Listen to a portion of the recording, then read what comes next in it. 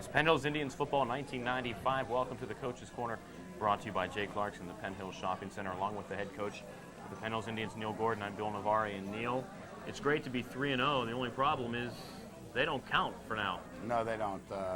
You hit the nail right on the head. I think our preseason was very successful.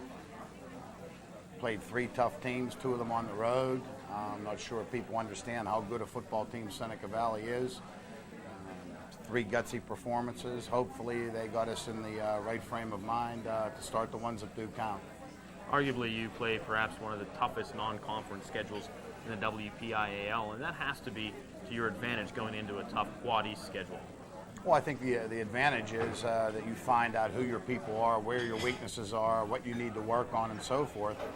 The disadvantage to a schedule like that is risking injury in those big games. The converse, playing 3 puppies, you're 3-0, but you're still going into the season with a lot of question marks. We have answered a lot of questions, and we're ready to go. You talked about questions, and last week you played a very difficult, very tough Seneca Valley team. As you said, a lot of people may not really realize that, but they're going to they're in contention for the Quad North title with North Allegheny. But looking at last week's game, the running game came into play a lot. You did very well, successfully on the ground, especially when you moved to the outside. But they sort of jammed things up in the middle for you. What did you learn against Seneca Valley last week? Well, I think what I learned is what I hope these young men learned. Seneca Valley had a nice little philosophy, little strategy. They took their defensive linemen and kind of dove at the feet of our offensive linemen, making it very difficult for us to try to root them out and really clear a point. So I think our kids are aware of the fact that if they're going to be that low, then we have to get lower, because we're not going to just give up the inside game because of that philosophy. We need to move the ball outside. We did that very well last week, a lot better than we had the 4 previous weeks. So, I think that, we have worked on our passing game, and I think our passing game's to the point now where I'm a little bit comfortable in using it if it needs to be used. A couple times last week we did a little bit of play action, had people wide open, and things are starting to come around for us. So, we learned, I think, that we can play toe-to-toe with a tough team and come out with a victory, which is important. You had 210 yards on the ground last week, but you had at least 3 long runs called back because of penalties. So some of the penalties have been coming into play, but so far through 3 games, only 1 turnover. Yeah, 1 turnover. It was disastrous last week. We fumbled a punt and gave them 1st and 10 on the, I believe, the 18-yard line or 17-yard line, going in with a score 7-0. But again, you want to talk about a gutsy performance. The defense that had come off the field went right back onto the field and kept a very potent Seneca Valley offense out of the end zone. So hats off to them for rallying after a little bit of a breakdown. Your next 7 games are the games that do count, of course, against the Quad East opponents. We're going to start off with Plum this week, a team that has given you fits. How do you prepare for a team like Plum? Well, I think this is the best Plum team that they've had in the past 7 years. They are very talented. They came off a very successful preseason, 2-1, being upset a little bit last week. But they bring into this game a lot of experience, a top-notch quarterback, certainly one of the best in the WPIAL, some receivers that can catch the ball, a fullback that Nick Odo seems like he's been at Plum for the past 25 years, very experienced, very tough kid, good size, and the addition of David Puchka now at the tailback with the speed and the quickness gives them a very well-balanced offensive attack, and our defense is going to have to step up and rise to the occasion to do that, keep them off the board. What are the keys to the Indians' game plan offensively? Well, I think offensively, I'll say the same thing every week, Bill. We have to be able to execute in what they're going to give us. Some teams are going to jam that inside and play 8 or 9 people and take away that inside regardless of how good we are there, and we have to be able to go over the top and we have to be able to go outside. I think that we're well balanced in our ability to attack every area. I think Friday night we're going to have to decide, what Plum is taking away and then try to take advantage of them in the other areas. So I think we need to be well balanced. How important is it to keep these kids focused to each game week after week instead of looking ahead to next week McKeesport and then Woodland Hills and then Central Catholic? How do you keep them focused on that this week it's the Plum Mustangs? Well, I think a lot of that depends on the maturity of the young men. Year in and year out, we have, the old coaches saying, take 1 week at a time. Don't ever look by somebody. They'll catch you napping and so forth. And it's happened. 4 years ago, we drilled into their minds that Plum was a good football team. It went in one ear and out the other. Plum beat us at home 14-0. I think it was the first time Plum had ever beaten Penn Hills. So we've approached it the same way. We are not playing a 7-game season. We are playing 7 one-game seasons. Any slip from this point on is disastrous. So hopefully they're mature enough to understand that and realize that on any given day anybody's going to knock you off, and Plum is certainly no exception. When you talk about the Quad East, a lot of folks might consider that, we had the state champions in McKeesport last year, and they're perhaps not as talented as they were last year. But yet still, when you look at the Quad East from Plum right on down through Fox Chapel and Gateway, you have a very talented and very tough conference schedule. I think top to bottom, this may be the best the Quad East has ever been. We've had some great teams in the past. It's always been a 3-team conference, maybe a 4-team conference. In the past, it's basically been McKeesport, Woodland Hills, and Penn Hills. Central Catholic once in a while, but now Central Catholic's in the mix big time. They possibly could be the best team in the conference. We don't know. Kiski is much improved, a very experienced group. Gateway is much improved. Plum, as I said before, I think is one of the best Plum teams I've had in the last 7 years. Fox Chapel went and beat Newcastle last week, so top to bottom, again, I will emphasize, we are going to have to be up for every game. And in this situation like this, one slip is going to do you in. You had a very long road trip last week going up to Seneca Valley. This week it's just a hop, skip, and a jump over the hill. Does that help the team at all as far as less traveling? Well, no, I don't think so. I think I would rather travel further so it's not a backyard brawl type of thing. It'll be a crazy place out there Friday night. Last Friday it was crazy at Seneca Valley. That was a great crowd there, a loud crowd, and we were able to overcome that. But I think that it may be preparing us for what we're about to face on Friday. The Plum people are big-time football fans. They have a good team. They have a team they can be proud of, and they'll be out there in droves on Friday night to see them try to whip the Big Red. I've talked to some folks from Plum, and I know they're excited about their Mustang football team this year, and they are looking forward to the Indians on Friday night. And certainly, we wish you the best of luck going into the conference schedule, and hopefully next week we'll talk to you again as, at the very least, a second-ranked team in the WPIAL and third in the state.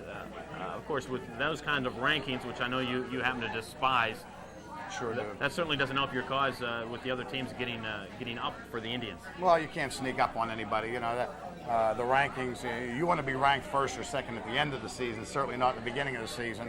And for that reason, people, coaches are going to say, hey, they're the number 2 ranked team, you can knock off the big dog, and so forth. But again, that's a maturity thing. Coach Timko's philosophy is they put us number 1 in the beginning and dare to come and knock us off. So it's a little bit of cockiness maybe, but pride in what we've accomplished so far. And, it's got to be an attitude, bring them on. And that's the way we have to approach this season. Well, best of luck to you. Hopefully next week when we talk to you, we'll be talking about 1-0 in the conference and 4-0 overall, excuse me. Well, every week we talk to a couple of seniors, and this week you brought 2 contributors. 2 big-time contributors for us. The first one, John Davidson. John came back into camp this year a little bit out of shape. A lot of things he was involved in this past summer with school and so forth. But now John's starting to work himself into the condition that we had hoped, and he's playing a lot of football for us and doing it very well. Kickoff return, punt return, extra point teams. He's now our backup split end, playing a lot of split end for us. And before the week's out or the next week or 2, don't expect him to not be our starting defensive end. Very academic young man, close to 1,000 on his boards, and playing very well, and a treat to have on the team. The other young man, Sean Buterbaugh. Sean is one of 7 offensive linemen or 8 offensive linemen that I consider to be possibly the best offensive line we've ever had. Maybe aside from Damon Gibson, Sean is certainly the best pass blocker on our team. He's in good shape now. He comes off the ball very well, and he's going to be playing a lot of football for us at guard. He also, again, plays on all the special teams. may start seeing some time at defensive tackle also. And also another very academic young man, over 1,000 on his boards already, and a big-time asset to the team. Buildup and Davidson are two names that you're going to hear for the next 7 weeks. They're going to play well. We're going to play well. If they don't, we're going to be in trouble. So we have two good ones tonight. And it seems like week after week we bring in a couple of kids here who have been playing very well for a team that overall has been playing very well. Well, you have to. You know, you talk about Damon Gibson and Ronnie Graham and Mike White and Lenny Gilmer and so forth, but there's a million other John Davidsons and Corey Connors and Justin Coles and Sean Buterbaz and Jared's in there that if they don't go, we don't go. Well, hopefully you bring in more that the team can keep going on week after week. Right on. Certainly hope so. Hopefully, I know you're going to hate me for saying this, but Don't even right say on it. to November. Coming up next, we'll talk with our seniors of the week right here on the Coach's Corner.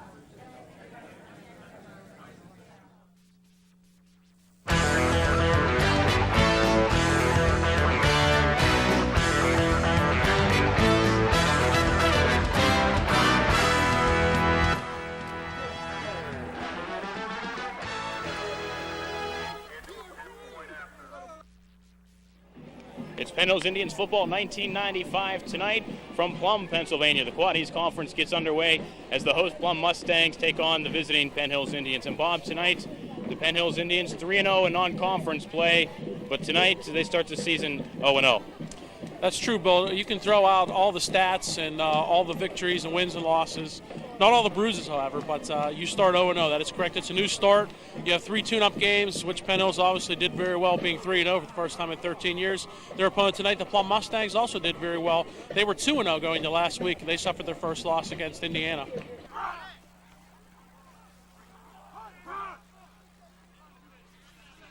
Afternoon and for most of the day, a lot of rain falling in the eastern suburbs. The field, a very muddy field. As they say, rain is the great equalizer, so of course slowing down a team like Penn Hills might give Plum a little extra boost they might need.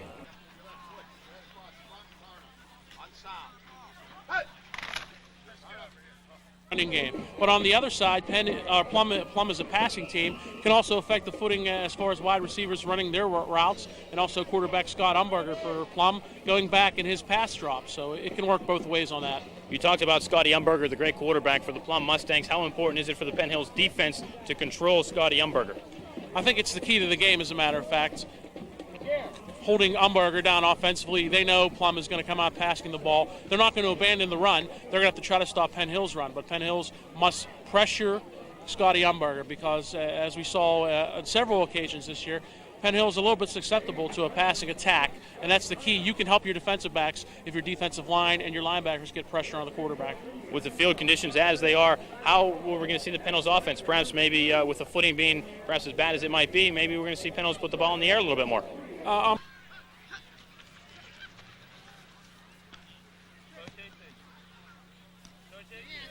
Running between the tackles and maybe more of Garrett Livingston and Ronnie Graham up the middle instead of trying to spring Dwayne Thompson and Victor Strader to the outside.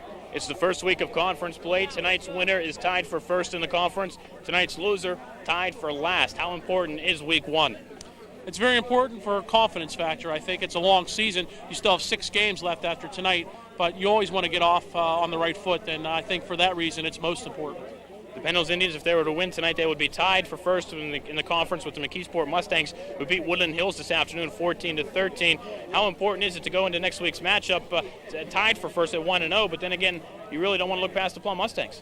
Well, you don't want to look past any team you're playing on any given night, and I think it's early enough where a loss tonight won't be devastating to really any program. There's still enough time to regroup and put it together, as evidenced by Woodland Hills last year, the team that knocked Penn Hills out of the playoff picture.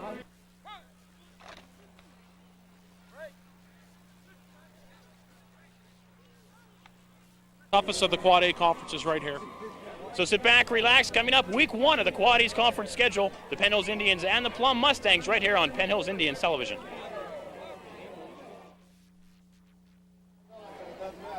Official belting out the instructions to Damon Gibson, who will call it in the air. And the Indians win the toss, it appears.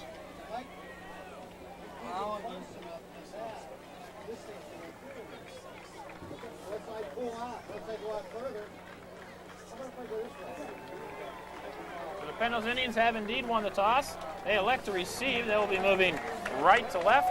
Plum Mustangs obviously then will be moving left to right. Just say there's something going on. You sitting down or what? Well, it's interesting to decide or to find out how Penn Hills decides from week to week. Should they win the toss? Do they want the football? Or the first 2 weeks we saw them, I believe they won the toss. The first week they deferred. Against Seneca, they won the toss, took the ball tonight. They win the toss and take the football. Wonder how they decide that from week to week. Flip a coin. Well, no, they do that.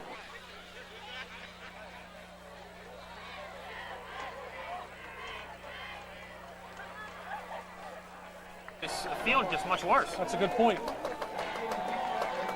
And you can see in the center of the field, as you saw with the toss of the coin, and right now, you can see puddles in the center of the field, and of course, that'll get torn up as we go on through the evening. The sidelines are soft. They're not muddy like that. We were down on the field before the game, and you can see, as you will see throughout the evening, Penn Hills uniforms already are showing wear and tear from the mud.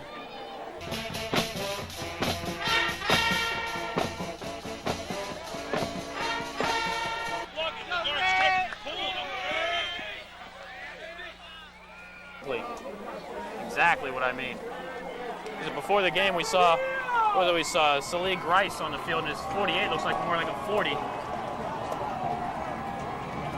With all the mud. Gething will kick off for Plum.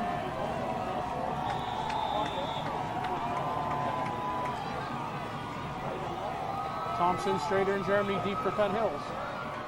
Squib kick up the middle of the field. The ball taken by Damian Germany, who slips and falls down, and the Indians will take over close to their own 30-yard line. And indeed, we see it on the first play of the night on the kickoff. Damian Germany slips as he tries to make a cut, but Penn Hills, not too bad field positioning, starting at their own 30. You see Len Gilmer trotting into the huddle, the junior signal caller for the Indians. Indians coming out in their traditional I formation.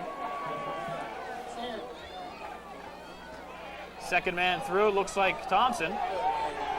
Thompson is spun, fights for some yardage. Picks up close to 6. Number 74, Chris Silvia, one of the men making a tackle on Thompson. And he made a kind of a horse collar tackle. Some Penn Hills Indians fans screaming face mask as Thompson got spun around, but I think it was a horse collar, more of a grabbing of around the shoulder pads instead of the face mask. Ronnie Graham comes to the sidelines. Probably play as little offense as possible this week. Again, it's Thompson, second man through. It gets not much of anywhere. He just runs into 2 of his own men. Among them, Mike White and actually the other one. Can't see the number. It was B.J. DiNatale. Told Dino Felino before the game, new jerseys every quarter. Can only go fall. So the Indians now faced what looks like a 3rd and 4. Ball on their own 36-yard line. Pitch back to Thompson. Again, Thompson looking to get to the outside, and Thompson will come up short of the first down. And the Plum Mustang defense holds on the first drive of the game, and that has to be a big series for the Plum defense. I'm sure it is, Bill. They have to get a little confidence from that, stopping the running attack of Penn Hills. And Penn Hills, you know, they will run the football, and they will run it at you. It's 4th and about 2, and Gilmer to the sideline, and it's a long one, and they're going to be close to a delay here. There was a little confusion as to getting the punting team, or if they were going to go for it on 4th down. So it's a good move to punt deep in Plum territory. So the Indians, as you say, will have to hurry. They only have 25 seconds on the play clock. So Dave Zakia will punt for the Penn Hills Indians. Nice kick by Zakia. Ball is received by number 82, Ryan Fulmer, and he loses about 2 yards on the return. Nice coverage by the Penn Hills special team. Excellent coverage, and that all starts with the punt. And Zakia got a nice high spiral, and the hang time was the key. And And that gives the coverage team time to get down there. So Penn Hills, Plum, starts just inside their own 30. The Plum Mustangs, led by quarterback Scotty Umberger. In the backfield, Dave Puchka, number 21. First man through goes nowhere. Nick Odo. Stopped by the Penn Hills line. Looks like almost everybody in on that tackle. Well, Graham was there and also Mike White, but then leading the charge, Jeremy George. He's been very impressive in the early going in the first 3 non-conference games, and he made the initial stop, and I believe it was Puchka through the line. We're going to give him a gain of about a yard, 2nd and 9.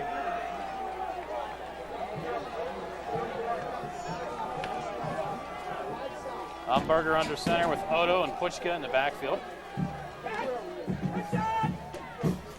Second, Damon Gibson just met Odo in the backfield and brought him to the turf as Umberger put the ball in his gut. Well, we had about 5 or 6 on the last tackle. You had 6 and 5, and they're on the same jersey on that tackle. Big Damon Gibson grabbing and slamming Nick Otto to the turf, and he'll lose about 3 yards on that play. Penn Hills definitely has a very sizable size advantage in this contest. Yeah, we talked about that on our way here, and definitely the 2 big fellas and all of Penn Hills line. Plum is not able to match up size-wise. They're going to have to try to use their quickness to defeat that. Tomasevich wide to the right. Umberger looking to the near side, under pressure, and he's brought down on the backfield. Corey Connors in on the sack. Mike White following up. We'll give that sack all the way to Corey Connors. Now Plum will have to punt. Indeed, Corey Connors, we talked about him last week. He's been very impressive. And Umberger was looking to his right. He's a left-handed quarterback, started to roll to his left, but Connors took his feet right out from under him. Also, White was in on there, Gibson, but they were able to get the sack. Plum punt rolls out to Dwayne Thompson, who takes it at his own 40-yard line, looks for a block. Thompson has some running room off the sideline, cuts into the near side, and Thompson with a nice return for the Indians will take over at the Plum 30-yard line. Nice return by Dwayne Thompson. Looks like the ball is going to go out of bounds, but he picks it up and just beat the first wave of tacklers. Picks up about a 30-yard return. 31 yards, and I think that was the key, is the fact that Plum may have thought it was going out of bounds. Thompson took it over there, not more than 2 feet from the sideline, and just went right up that sideline before he cut it back. Excellent starting position on drive number 2 for the Indians. So now the Indians have a golden opportunity in Plum territory. Second man through is Strader, and he's met in the backfield. Mike Pastor got in there. Holds the Indians for no gain. You talked about perhaps not going outside because of the field conditions, but if you look at the field, the muddiest spot is at the center of the field. You look like you may want to move the ball to the outside where it's a little more solid footing. Well, getting there will be a problem, but you can tell, especially on the near side of the field, we're on the opposite side that we usually are. Towards the sidelines, the footing is definitely better. Strader, first man through with the carry. Picks up a couple to bring up 3rd and long for the Indians. Lenny Gilmer runs to the sidelines to get the play call from head coach Neil Gordon in the headset. I don't know if it's by design, but Penn Hills offensively always seems to start very methodically. Maybe calling a feeling out process, but they never really get going off the bat, and it's been evident in the first 3 games. And here tonight, on their second drive, excellent field position, they're only able to pick up 1 yard on 2 plays. Dina Talley wide to the right. First man through is Strader with some running room. He picks up a first down, spins to pick up maybe 1 more. He's very close to an Indian first down. We'll call it about a yard short. It'll be 4th and 1. I think the Indians would have to go for it from here. Dane Zakia has the leg to make a field goal from this range. But with the field conditions as they are, I don't think that the Indians will chance that. Ball's just about the 22, maybe closer to the 21. So you figure about a 38-yard field goal. But Zakia would be kicking from that muck out there. So I think it's a smart move to go for it. You turn it over here on downs, you're not giving up much field position. Power I formation for the Indians. Dwayne Thompson picks up the Penn Hills Indian first down and a few more. The Indians going back to the power running game. We'll give Thompson about 3 yards on the pickup, and it's well enough for Penn Hills Indian first down, and the drive will continue. 5:09 to go in the first quarter. Still no score. along with my broadcast partner, Bob Orquist. I'm Bill Navari. Great to have you along. On a cool Friday evening. The autumn began today, Bob. Lenny Gilmer, first man through, gives it to, looks like Hoggy Livingston. That's who it is, and he doesn't get much, if anything. Hoggy's been kind of the forgotten man in that backfield. I guess because of the success of Strader and Thompson, Livingston has only carried the ball 10 times through the first 3 games, picking up 20 yards, and as a matter of fact, he barely got back to the line of scrimmage that time, maybe even lost a half a yard.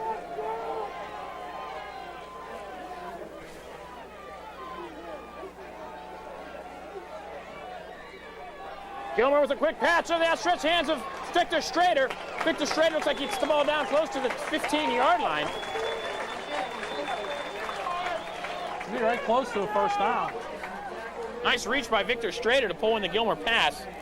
Two-step drop and a timing pattern by Gilmer. A very safe pass. And it is a first down. They get over the... They're going to call it the 10. The ball is just over the 10, but nonetheless a first down again for the Indians, and first of the year via the pass. First down, that is. All right, formation for the Indians. There's Dwayne Thompson. Thompson spins to the outside, and he's brought down by 10 of the 11 Mustangs on the field. Clock continues to roll, approaching 3:40 to go in a scoreless first quarter.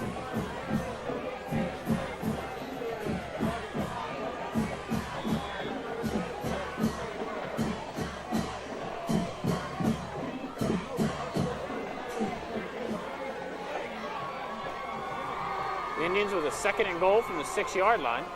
Again, the power I formation. Pitch back to Strader, looking for a block, cuts back to the middle, doesn't get much. Gets inside the 5. And now a big play for the Indians where it's 3rd and goal.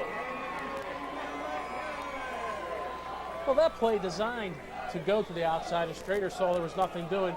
Cut it up off tackle. You got to give him credit to just put his nose in there and dive to pick up the yard and a half that he did. And Penn Hills now faced with a 3rd and goal at the 5. Jeremy George and B.J. DiNatale as the ends.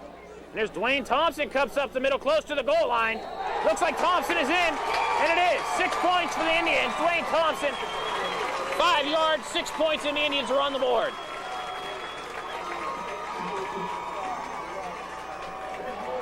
Touchdown number 3 for Dwayne Thompson on the season, and the first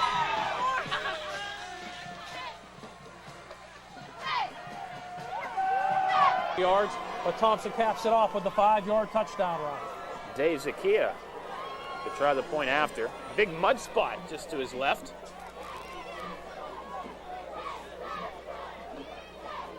Victor Strader gets the hold down, and the kick is up. Right through the pipes. And the Indians are up 7-0. 2:40 to go here in the first quarter. Very enthusiastic Penn Hills crowd on hand tonight. Thompson now with 18 points and ties Ronnie Graham, the leading scorer in the early going for the Penn Hills Indians, both with 3 touchdowns.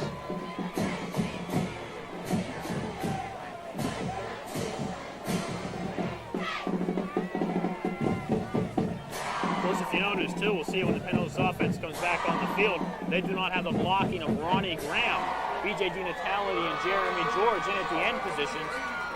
Ronnie Graham nursing what we'll call a pulled muscle in the lower abdomen.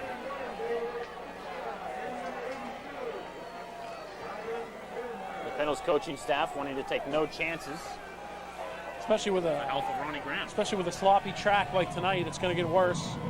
Any slip or any bad turn out there on the bad field would injure that even more.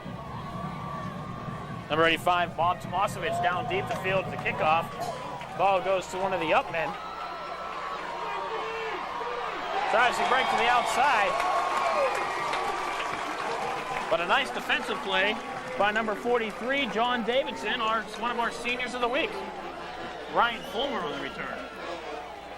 And every player is so important, especially in football. It's a great team game, and even though you don't start, you see action on special teams. That was an excellent tackle by Davidson, and Penn Hills starts at their own 22, or Plum, excuse me.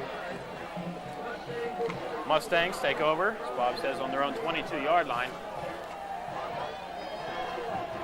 This time the Mustangs go to an I formation with Odo and Brian Hartung. And Brian Hartung gets the carry, and he's met in the backfield again. Coming out with the ball is Damon Gibson. I don't know what the officials will say. They'll say he's down, I believe. We've seen that happen several times. Gibson makes a tackle and just jumps out of the pile with the football. Very enthusiastic young man. Very strong young man. And a very big young man. Point is, he may still have some growing in him. It's kind of frightening.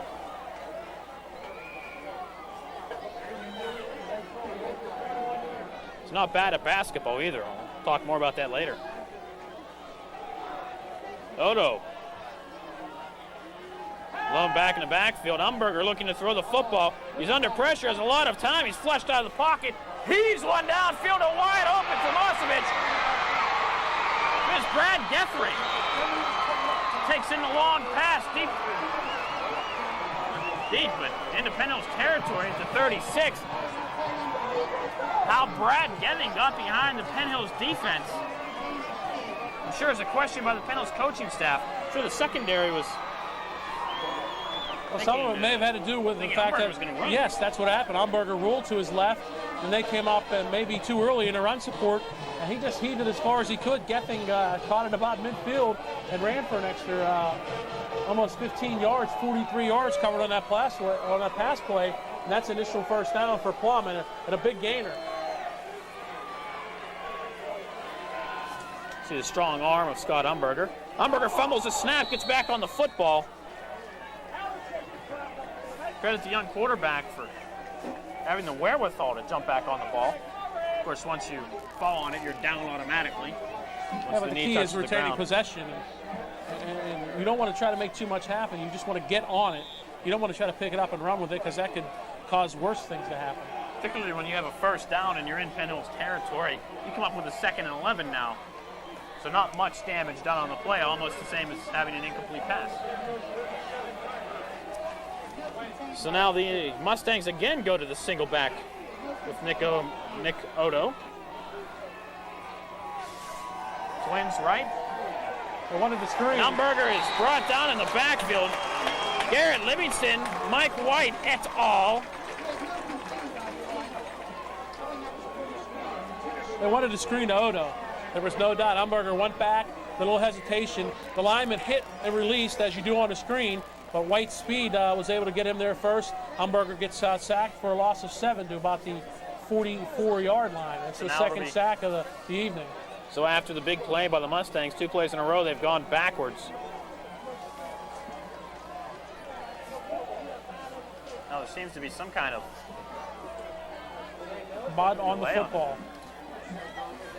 So you see off to our right, bring on the old golf spike mats and clear out the spikes. I'm not sure if the timeout was called before. I didn't see it signaled. That's the end of the first quarter. That's the end of the first.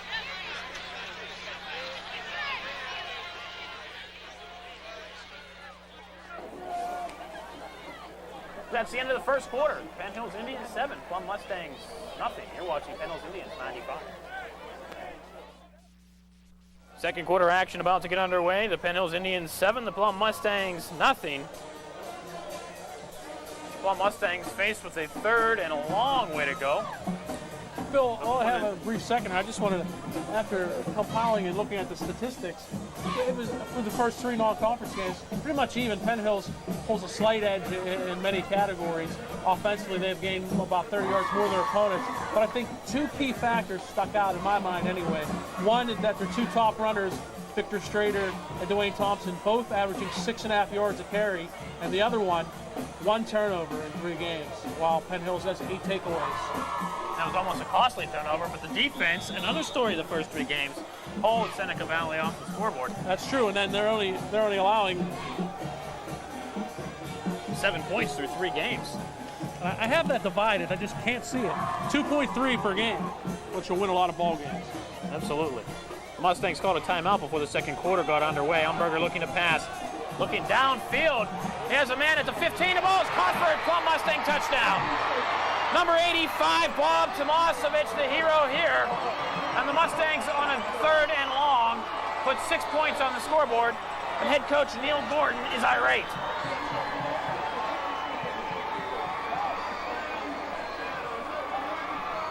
And again, you see the strong arm of Scott Umberger. That's 87 yards of offense in 2 plays for Plum, and they're within 1 point.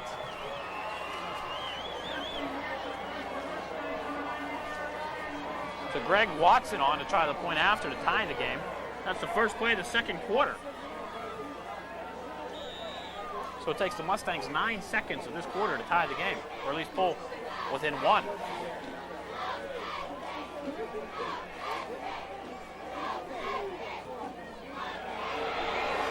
Watson's kick is up and good, and we're tied at 7. Oh my. This is what we're talking on the Penn Hills defense, not allowing points just like that. The Plum Mustangs move 87 yards. All in the air. Who kicked that extra point? Number 99, Greg Watson. Okay. But we talked about the pass with Scott Umberger, and although he's been sacked twice for minus 14 yards, 87 yards passing, and the big touchdown to Bob Tomasevich, and Plum was right back in the game. So it's important now for the Penn Hills Indians to try to put some points on the board.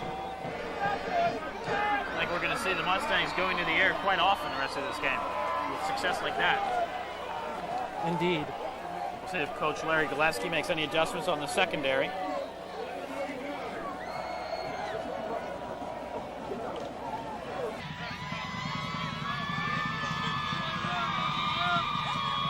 Does the point afters, but Ken Mashraki,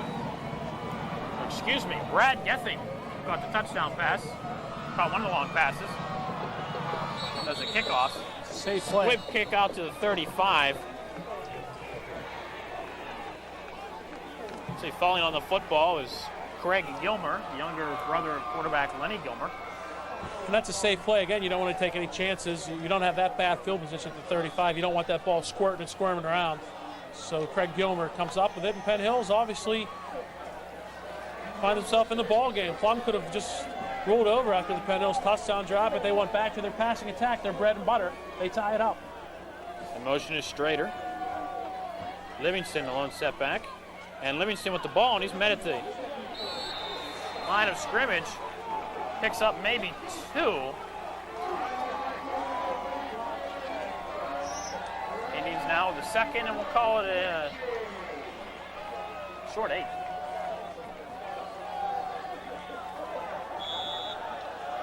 In fact, the sticks look close to 2nd and 7. Scoreboard says 2nd and 9. Who can you trust anymore, Bob? You can trust me. We'll call it 2nd and 8. Right in the middle of those sticks and the scoreboard. Damian Germany wide to the far side of the field. Pitch back is Dwayne Thompson. Thompson looking to get to the outside, and it doesn't quite do it. Thompson picks up maybe 3-4 yards, but the Plum Mustangs do a nice job of containing that outside. Well, Thompson had room. He just couldn't get there. The sweep was to the far side of the field, and he tried to use his speed, but Plum is their containment and also their pursuit was quick to catch Dwayne Thompson from behind, and he tried like the Dickens to get to the outside, but only picked up 3. We talk about field conditions being the great equalizer, and perhaps might have seen it on that play. Ronnie Graham in on the offense will come wide to the near side. Saw him a couple of times last week with balls thrown to him off his fingertips. Pitch back to Strader. He's going to throw the football. Strader looking for Ronnie Graham, who slipped at the 40. The play would have worked, but Graham slipped in the mud. And I think Strader just showed some good arm strength. He just threw the ball too far. Graham had a nice move to get around Gething at about midfield. And he was open. He was about 5 yards behind. He, however, slipped, and the pass was too far. A good play for Penn Hills, just didn't work to their advantage. 4th down now for the Indians. Zakia will punt. A good play call anyway, I should say. I like that play call. Number 85, Bob Tomasevich, who caught the touchdown, and number 82, Ryan Fulmer. Tomasevich with the football. Tomasevich doesn't go much of anywhere. Picks up about 6. Does a good job to do that, and the Mustangs will take over from their own, we'll call it 37.5-yard line. I think Tomasevich had a big return in last week's game against Indiana. Punt return for one of the 2 touchdowns that Plum had last week. So he showed his speed, obviously, on the touchdown catch when they got behind the Penn Hills secondary. And obviously, dangerous return, man, but Penn Hills able to stymie him there after about a 4-yard return. Now we'll see what Umberger does again. This time, split backs. And it's Puchka. Was brought down in the backfield by Damon Gibson and B.J. DiNatale.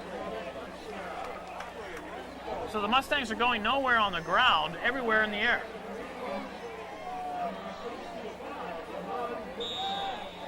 As the game wears on, they don't have success running the football. Look for them, well, their 2 passes right now have been deep routes, but maybe look for them to throw shorter routes. On the sack, the second sack anyway, wasn't designed for a short pass, a screen pass. But if Plum cannot run the football, and they have not been able to do it through the first quarter and 3 minutes here in the second quarter, look for them to throw the ball even more. Ron Medalli, the lone setback. Puchka is in motion. Umberger's going to throw again. And he fumbles a snap, tries to pick it up and run, and goes nowhere. Nice play by the Penn Hills defense to keep their eye on Scotty Umberger to close that down quickly. But again, a good job by Scotty Umberger even to pick the ball up. And this time he was able to try to at least go forward a little bit and did get back to the line of scrimmage. And if Graham wasn't there, if Graham was dropping back in pass coverage, that could turn into a big play, almost not a design play, but a quarterback draw type deal. But give Graham credit for making the stop. So now 3rd and 13 for the Mustangs. Badali and Puchka split in the backfield. You know Umberger's going to put the ball in the air, or somebody will. Motion. Now march it back to make it 3rd and 18, but the Mustangs scored their touchdown on a 3rd and 18. Tomasevich was a little too anxious. Perhaps going on the deep route. That's the first penalty of the year.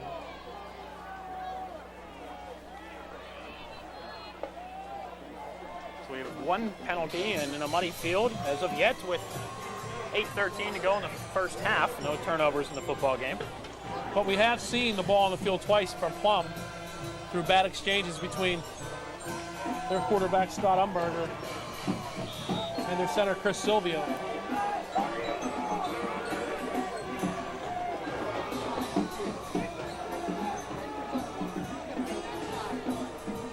In motion is Gevin. Umberger's looking to throw. Umberger under pressure. He's going to run the football. Ronnie Graham chasing to the outside. Umberger has a Plum first down and a few more. Nice play by Scott Umberger to pick up the first.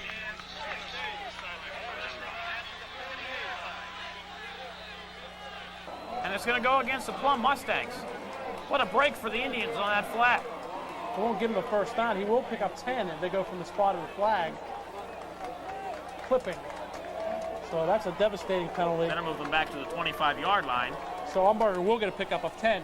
And if you notice, Bill, he's left-handed, and obviously it's more comfortable for him to roll. But his first initial looking to roll out is left. He got sacked twice rolling out left. This time he went left, came back right. That's what made it a big play. The clipping is going to negate that, however. So instead of a 3rd and 13, it's going to be 3rd and about 23. The ball goes back to the 25. You're going to call it the 23. That's 27, and he was over midfield. So that's about 32 yards on that penalty.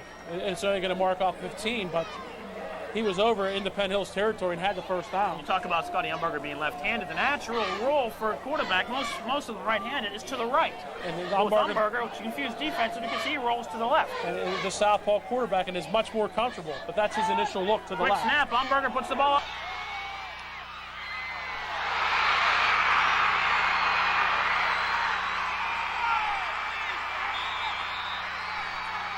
The Penn Hills Indians are behind on the scoreboard for the second time. Excuse me.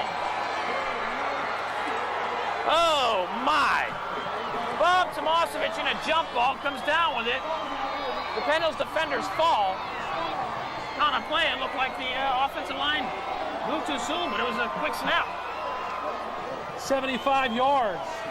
Big plays for the Plum Mustangs, and they are definitely excited over that Plum sideline. Well, they should be. What a turn of events. And this will make Scotty Umberger's stats look very, very impressive.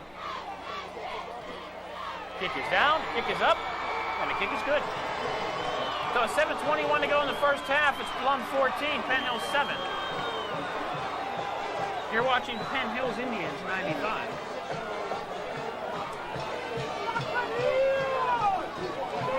Wow.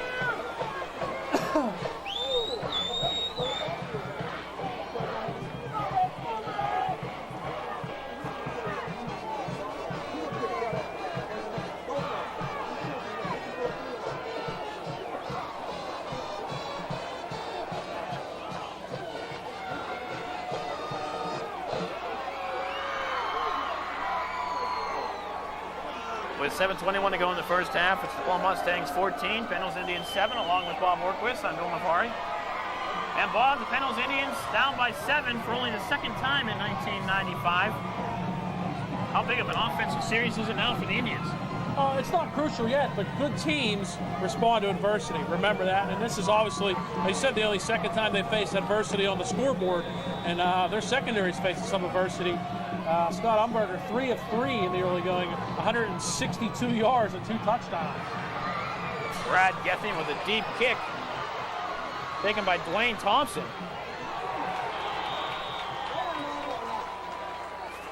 Thompson gets it out to the 30-yard line where the Indians will take over.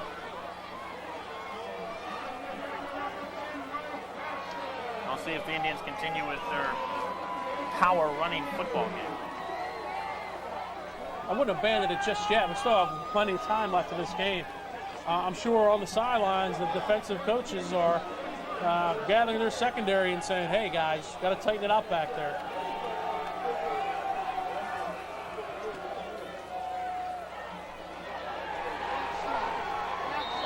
Like Victor Strader caught in the backfield.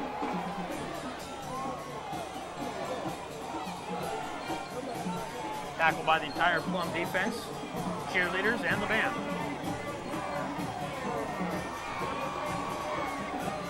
Penn Hills definitely having problems getting on track with that running game. Plum traditionally gives Penn Hills fits in the Quad East opener. Like just a couple of years ago, beat the Indians at U-Haul Stadium. But here we are in Mustang Stadium, and the draw play goes to Victor Strader, who cuts back to the inside, gets out close to midfield, or close to the 40-yard line, excuse me. That'll be just short of a Penn Hills Indian first down. And perhaps see the power eye come into this into the backfield on the don't want to play. pick up the first down. And a nice play. I believe, excuse me, first time all year we've seen a pure draw play. We've seen delayed handoffs, but that was a draw play. And there was a lot of room for Strader. Gave a little shake and bake at the 35. Unable to shake the tackler, but did pick up 9.5.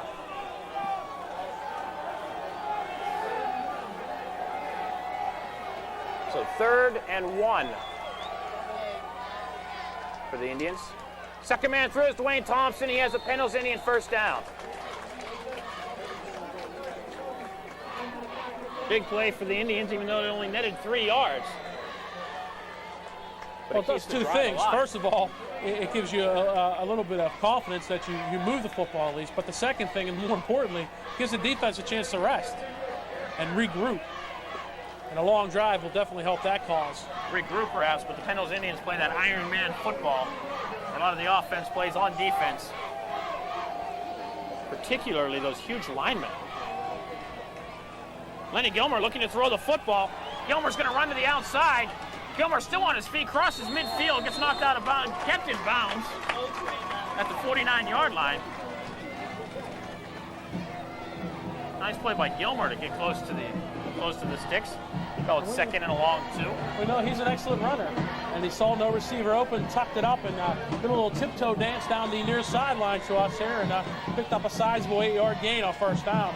We know he has definitely great athletic ability. I think he wanted to hit a short pop because both Di Natale and Germany were split out wide to the right, but neither of them were open, so he tucked it under and picked up the good gain. Back to the I formation for the Indians. Again, it's Dwayne Thompson who crosses close to the 47-yard line. Be close to the sticks, but just short. It'll bring up another 3rd down and perhaps half a yard. It'll be close. They might even call for a measurement, and they will. thought he had it. Looked like to me he was past the sticks. From this angle, looks like it will be just short. This is probably the closest we'll be to a field all season in this press box. The auxiliary press box there at Plum Mustang Stadium. A gracious adjective at that. What, auxiliary or press box? I think both. It's definitely a box, and the Indians are about 3 inches short for Lenny Gilmer to just dive behind either Gibson or White.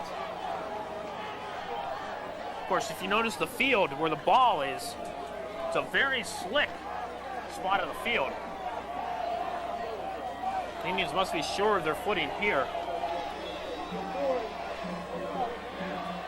Germany wide to the near side. Don't expect the ball to go to him. And Lenny Gilmer does power right behind the big lineman, and he gets the Indian first down. Dives off to the right side. Scoreboard inadvertently had it as 4th down. It was 3rd down. Of course, they've got the Plum fans into it. Dives behind Kevin McCoy, number 77. Picked up the right first side. down at just at the what are called the 46, just outside the 45. So Penn Hill started this drive at their own 31, and they have now two first downs. Time not yet a factor in the first half. Approaching 4 minutes to go. Plum 14, Penn Hills Indians 7. You heard right. Plum up by a touchdown. 2 long passes. Lenny Gilmer brought down in the backfield. Looked like he was going to have a quarterback keeper. And the Plum defense comes up with a big play of their own. Dave Ritchie, the defensive lineman, will drop Gilmer for a 2-yard loss. And it looks like he wanted to get outside and maybe run an option attempt. But Ritchie had none of that.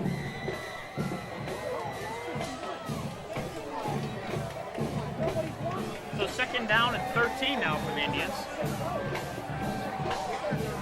We'll send trips right, twins left. No one in the backfield. Maybe a reverse. Gilmer does a nice job to get the ball out of the backfield. He's being rushed on the blind side. Number 90, Ken Mashrakey. I think you need to keep someone in as containment there, maybe an end or a running back. Because Gilmer is definitely exposed, and he did a nice job to get rid of that football.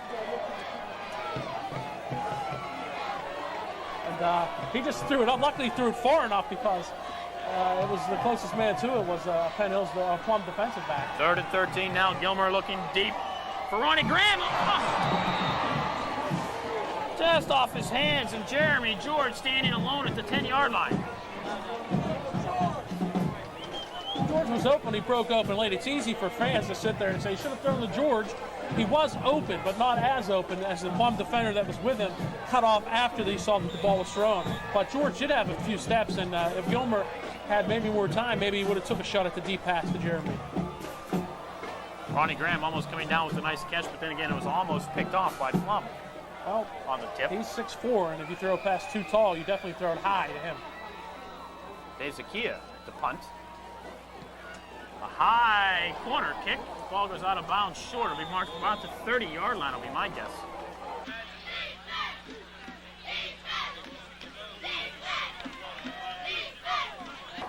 Even better. So with 3:08 to go, the Plum Mustangs, I'm sure will look to just try to run out the first half. Well, I think that might be an advantage for Penn Hills, too, also, to regroup. You're not out of this game, Eddie. It's 14-7, but maybe you're kind of shocked that you've given up 2 big touchdown plays, a 44-yarder and a big 75-yarder.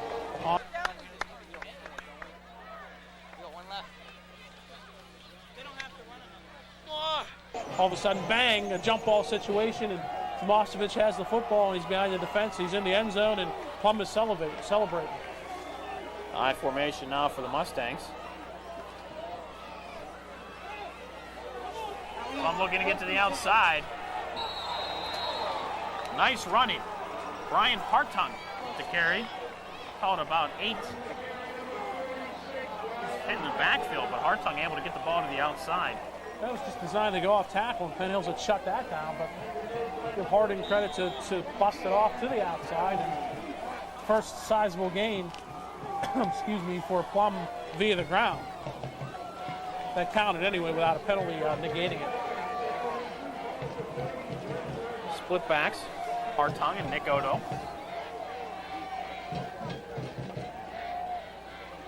Umberger on a quick pass off to the near side. Unfortunately for the Indians, Ryan Fulmer steps out of bounds at the 41. And the Indian secondary has to be asking themselves what's going on. Well, what happened there was obviously they've been burned on 2 long plays, so they're playing off the man. And this time it was a quick pass to Fulmer down the sideline. He picked up the first down. Gain of 11. Umberger 4 of 4 in the first half for 173. Of course, don't forget, fans, coming up at halftime, the exciting Penn Hills band.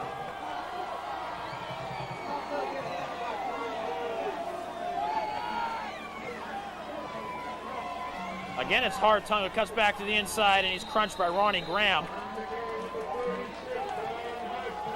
So Corey Connors in on the tackle. Picks up 2. Second down now for Plum as we approach 2 minutes to go here in the first half. Plum 14, Penn Hills 7. 2 big pass plays for the Plum Mustangs, putting them on top.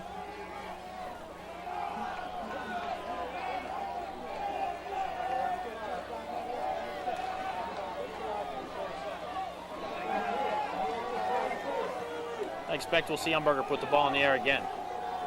Again, Odo and Hartung in the backfield. And this time again, it's Hartung who slips in the backfield and goes nowhere. B.J. DiNatale trying to strip the ball.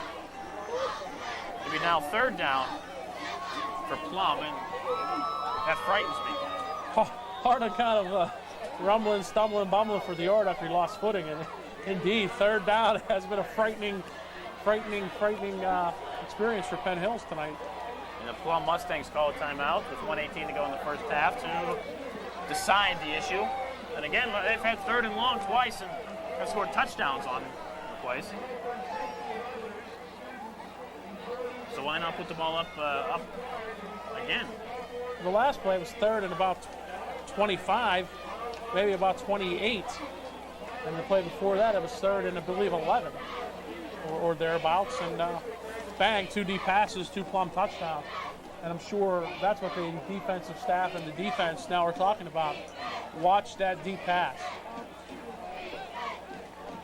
And for Bill Romano and Plum, why not put the ball in the air? It's been successful. Absolutely. To the tune of 173 yards. So you always want to guard against a turnover, however. So you got to be just a little careful.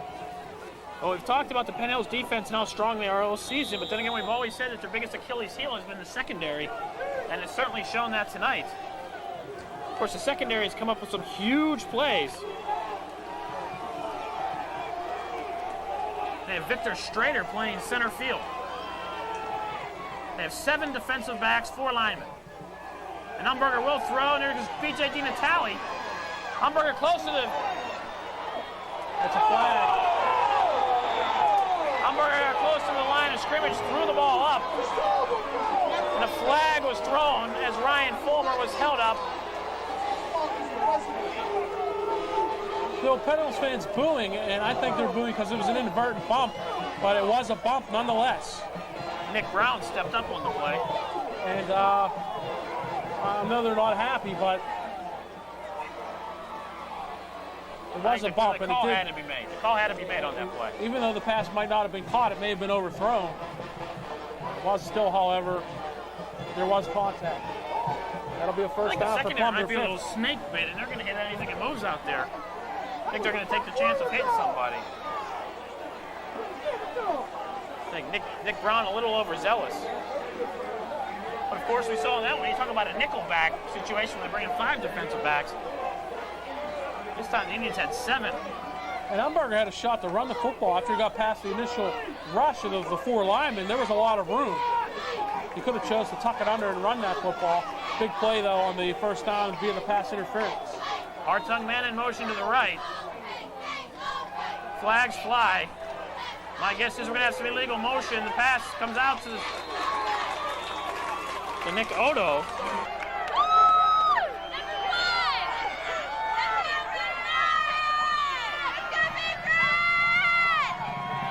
That penalty.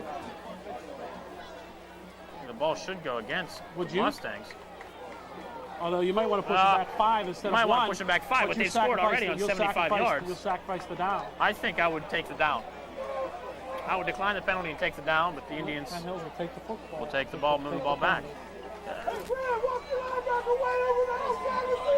My logic on that would be they've already scored twice on deep passes, so the yardage doesn't quite matter much. Well, and it's a minute left, too, so you want them to try to have more yardage to go. They're going to maybe try to get into field goal range, and that's another frame of thinking, is that time is also against them. We're under a minute to play here in the second quarter. How big would a turnover be now?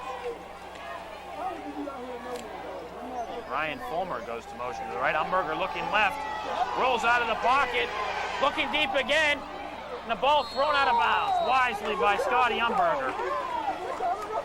And a flag flies. I think they're going to call DeMond Gibson on roughing the passer.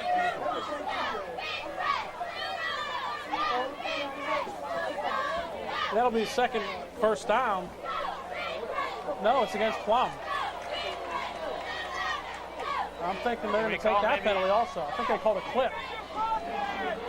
But with the flag was thrown about near where Umberger threw the 9 football. yards behind the line of scrimmage, and then it'll be 15 from that. I didn't catch what the call was. It was. I think It was a clip. It marked off 10. There goes another 5.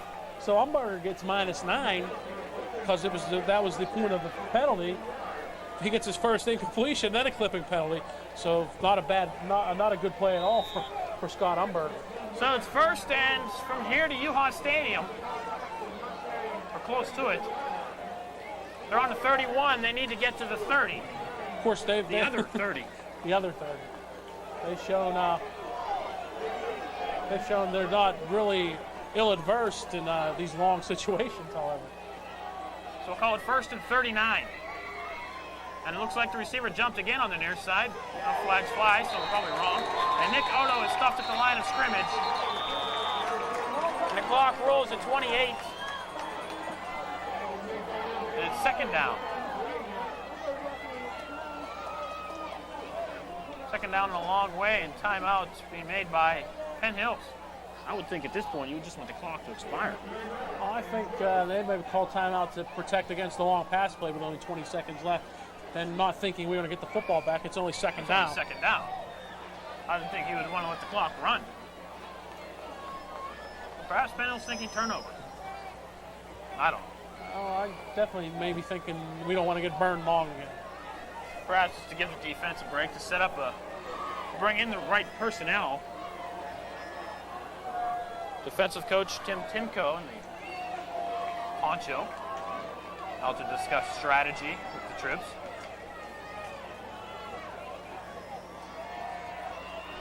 So we hear a train rolling off in the distance.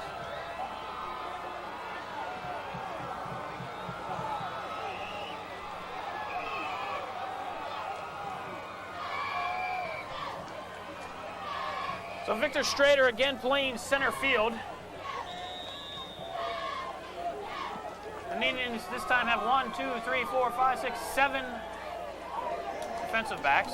Actually, they have 4 defensive backs, 3 linebackers who are playing about 8 yards off the line of scrimmage. That's correct. Plum's going to run again. Umberger takes the ball into the line.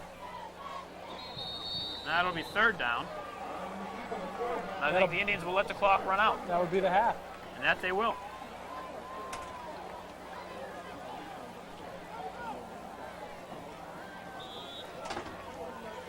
Seconds, 1 second, and that will be the end of the first half. Not a very good half of football for the Penn Hills Indians. A real nice half for Scotty Umberger. So at the end of one half, it's Plum 14, Penn Hills 7. You're watching Penn Hills Indians football 95.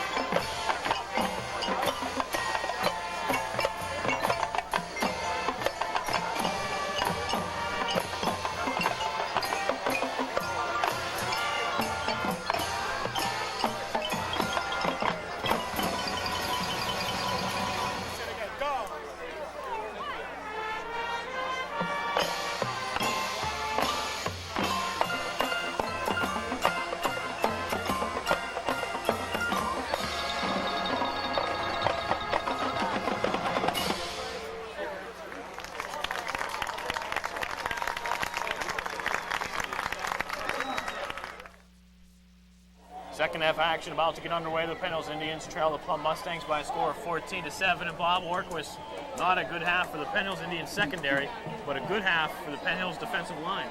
Well, not a good half, a good second quarter for Penn Hills. It was the second quarter that they did all the damage. Defensive line coming up with a couple of sacks. And matter of fact, Plum rushing the football, 15 carries for a -6 yards. Passing the football, it's a whale of a different story.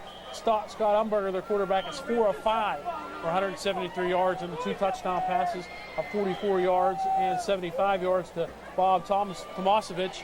And Tomasevich, his only 2 catches, good for 119 yards and the 2 touchdowns. Penn Hills rushing the football offensively. Plum held them in check. They had the 30-yard scoring drive, but aside from that, they only had 54 yards on the ground, and that's their bread and butter. The Plum Mustangs will receive the second half kickoff. How big of a defensive stand will it be for the Indians? It's not crucial, but it will be big to get some confidence back. I think it'll be more important offensively that when they get the opportunity to move the football, not necessarily score in your first drive, but something to get the momentum and the confidence back in the Indians' favor. Of course, with this being a conference game, that makes the outcome of this game that much more crucial. The Indians, it's very tough to lose a conference game, especially when it's the opening one. But of course, it wouldn't kill the Indians' chances of making the playoffs. Not at all. You still have 6 weeks to go after this, so nothing is do or die yet. And it's really silly to be scoreboard watching in the first week of conference play, or to say, oh, we lost our conference opener, we're done. It's way too early for that, and we still had half football. Anything can happen. I'm sure Plum has gained a worldly amount of confidence. They had confidence coming in, but after that first half, hey, we can pass the ball on these guys, and that's their bread and butter, and they'll get the football, and I'm sure that they're going to try the passing. As we said, -6 yards rushing to 173 yards passing. I'm sure anyone could figure it out that you want to try to throw the football. Absolutely. I'm sure the game plan for the Plum Mustangs would be throw. Till their daddy takes their T-bird away?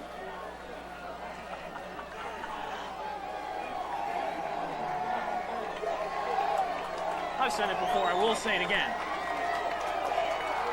You are the best color guy in football. Thanks.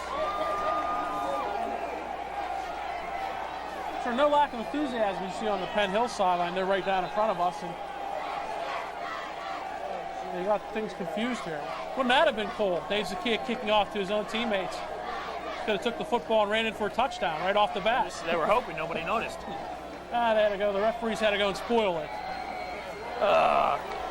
It's always the zebras. Of course, it would have been an imaginary.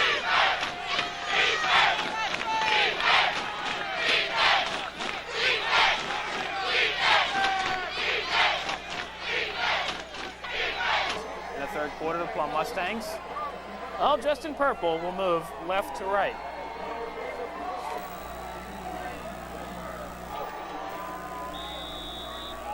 Downfield, 5, Bob Tomasevich, who caught the 2 touchdowns. And the kick comes to the near side, taken by number 21, Dave Puchka, the former Penn Hill Indian, who gets some running room out to about the 30-yard line, where there's a large pile of buds. Then Penn Hill's defense comes onto the field. The Plum offense. I think this is a huge series for both teams. Well, aside from 3 plays, Penn Hill's offense didn't really do bad. You take away the 3 big pass plays of 43, 44, and 75 yards, and Plum has 5 yards of offense. So Penn Hills it wasn't like they were entirely dominated. It's really big plays that have been the difference in this game.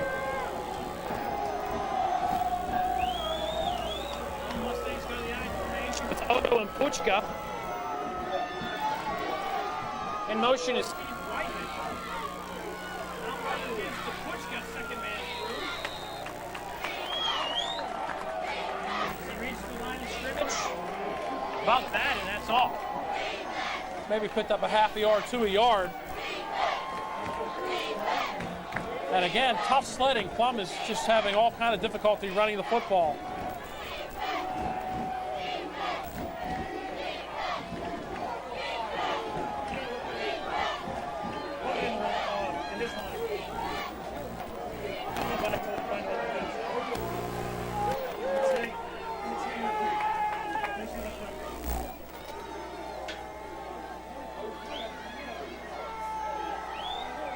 Umberger with a quick pass out.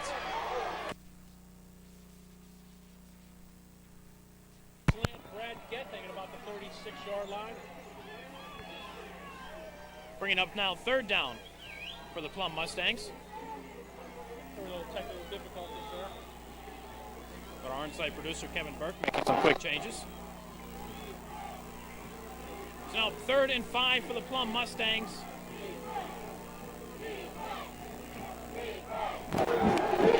Ball about the 36-yard line. They need to get out to the 41. And the Indian faithful are fired up. Now the fans are behind them. Puchka under center. Odo to lone setback, flags fly.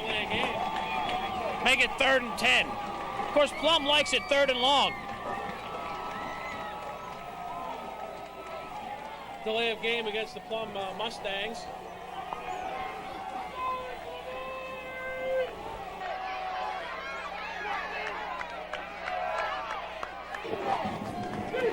It's now 3rd and almost 10 for the Plum Mustangs. Umberger looking to throw. Now he's going to run, and he's brought down after picking up about a yard. Come on, Gibson comes out fired up, as so does the Penn Hills Indian defense. And a nice stand. And again, Umberger not able to find that much room running the football. And again, one to his left, look left, and the short pass wasn't there. That time he tried to cut it out, but the Penn Hills defense closed the gap. He got back to the line of scrimmage after the penalty and no more. And Gethings on the punt, and Penn Hills withstands the draw. They got some momentum going.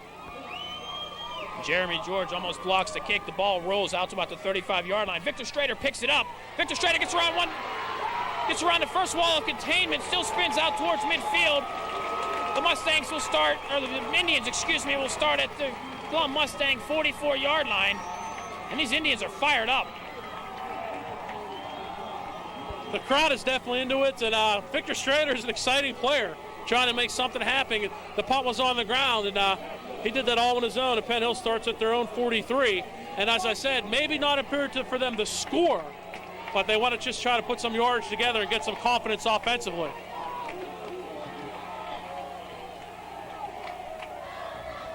I formation for the Indians. Second man through. Dwayne Thompson with some running room. Breaks to the outside. Go, little man, go! Thompson looking for some running room. Catch him if you can. Touchdown, Penn Hills! And just like that, the Indians are back within one. Oh my, run, little man, run!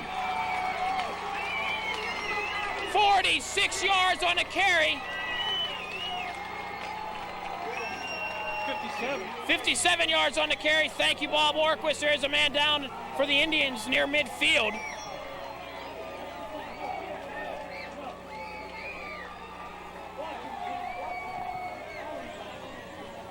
The Indians will line up for the extra points, but they will not kick it while the injured Indian is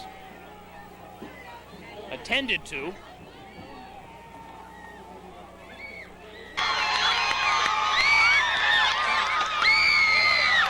Zakia will try to tie it at 14. And Thompson goes quickly from 26 yards rushing to 83 on one play. And talk about a momentum changer. It's definitely back with Penn Hills, and they're going to try to tie it on Zakia's point after. Victor Strader on the hold. Ball placed down, the kick is up, and it's good. 8:50 to go, third quarter. Penn Hills 14, Plum 14. And just like that, it's a brand new ball game. I kept saying not imperative to score, but that was exciting, and they got to the outside. And after the defensive stand, now it's up for the defense again to keep Plum in check. Big plays. We've had three of them. Three actually on Plum's side, four altogether. Two for touchdowns with the Plum passing game. And this time, the little man, Dwayne Thompson, with a 57-yard scamper around right end. And then the Indians are right back tying the game at 14. You got to like it. Got to love it. So now the Penn Hills defense, they didn't get much of a rest there at all. They're backing me back on the field. But as fired up as they are, they're going to have to hold the Plum Mustangs again. Well, sometimes getting fired up can cause problems. You don't want to get too fired up, too over-aggressive. Then you jump off sides and you cause penalties, and you don't want that to happen.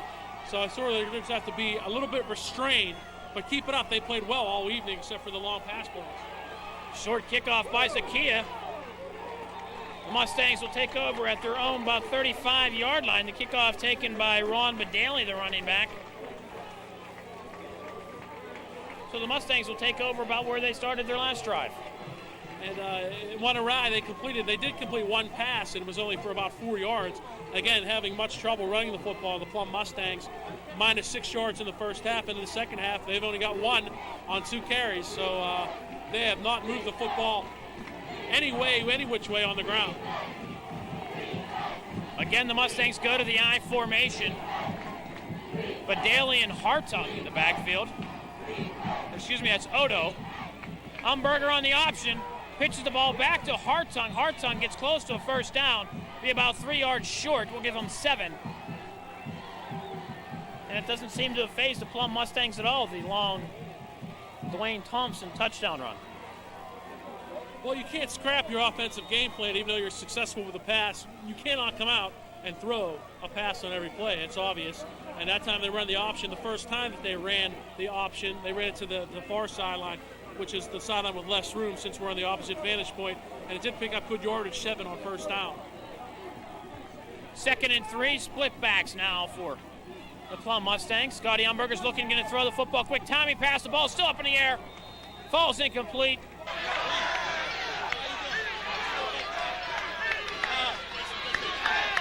That they had 2nd and short.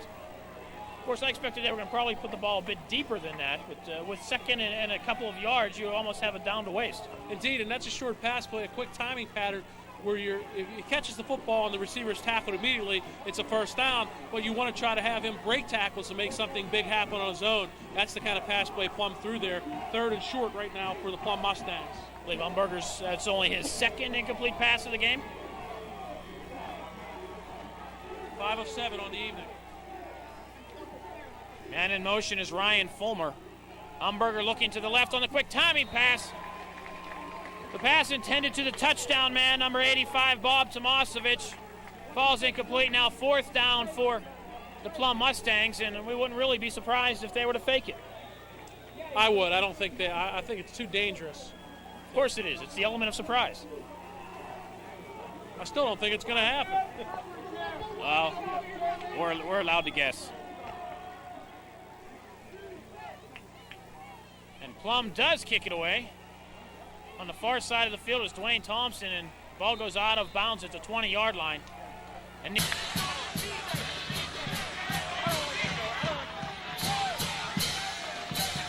for the Mustangs.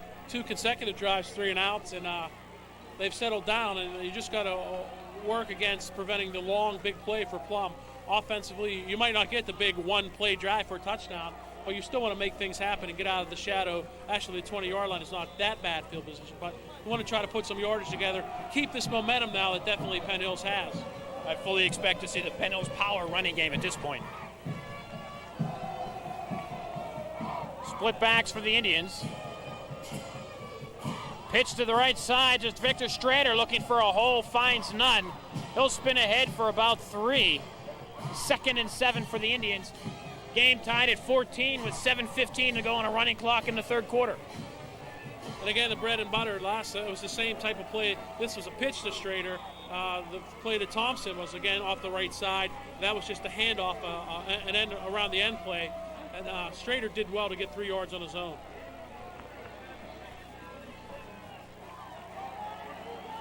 Garrett Livingston, Victor Strader in the eye. Ronnie Graham in the slot. He's in motion, blocks up the middle. We're looking for Victor Strader, gets to about the 25, and that's all. Be 3rd and 5 for the Indians, and I really don't expect to see him put the ball in the air. Well, DiNatale was blocking down. If Strader could have busted that to the outside, he had lots of room. Couldn't get off the tackle around the end. He had to try to cut it up inside the tackle. Only got 2 yards, and it's about 3rd and 5 now for the Indians.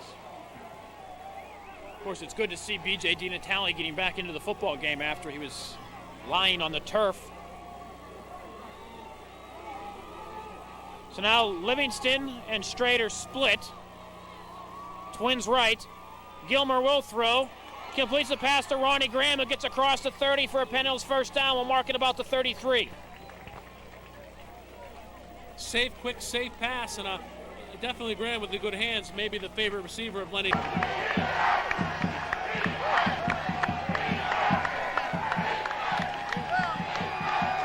The zone, and he's big enough where we can get those extra yardage, and a 1st down for the Indians.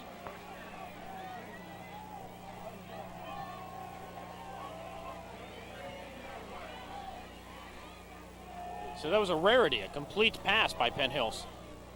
Penn Hills goes right back to the running game, and they go backwards. Dwayne Thompson gets back in, and he loses 3. Nose tackle busted right in and stopped Thompson. Again, it's number 50.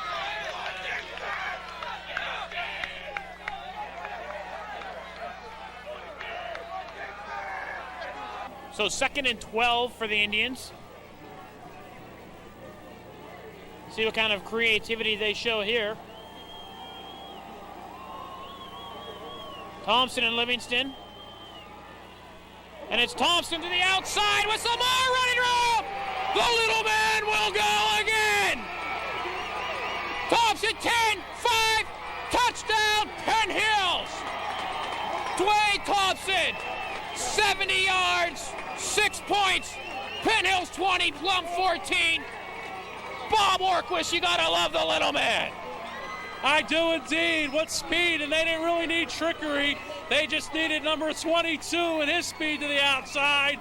70-yard to gallop this time, and Penn Hills in the lead. Oh my. The Penn Hills side of the field is nuts. The Plum side is quiet. As Zakia tries to make it a 7-point lead.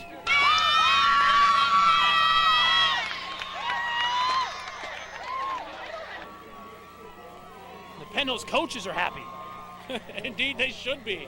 It was 14-7, and Penn Hills was definitely shocked at halftime, but they've taken control of this game back. Zakia's point out.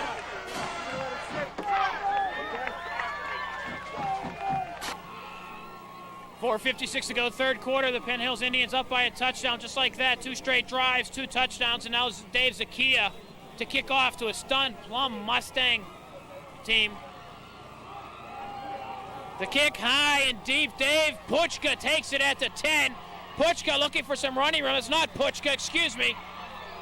That's Aaron Hewitt. Gets the ball out to the 35. The Mustangs take over. We'll mark it at the 37.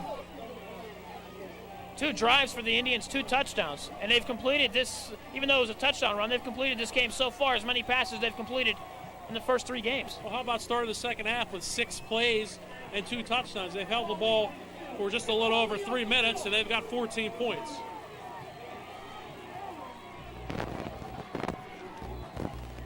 So the Plum Mustangs certainly going to put the ball in the air, and they do. Umberger looking downfield.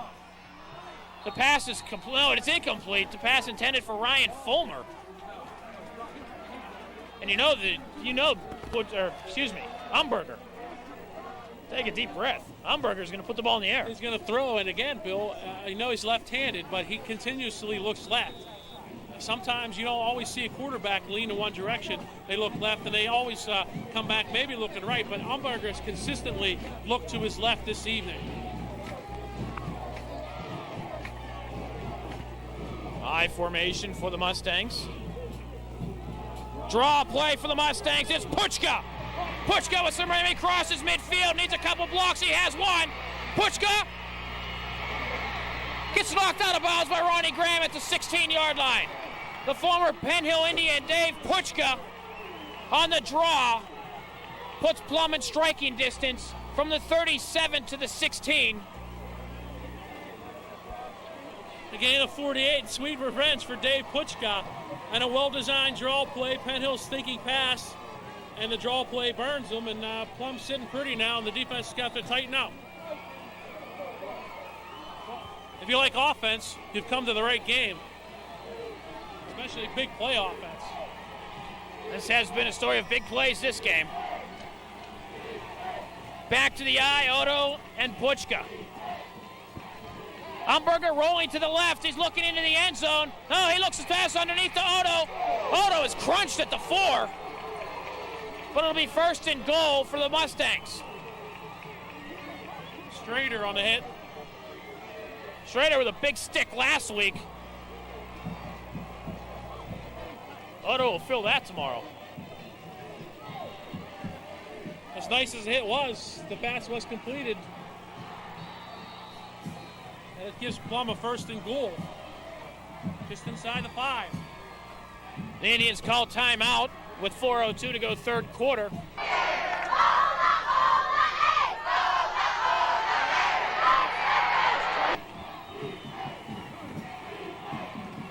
Odo and Puchka in the backfield. Fulmer wide left, Gething wide to the right. And there's movement on the line.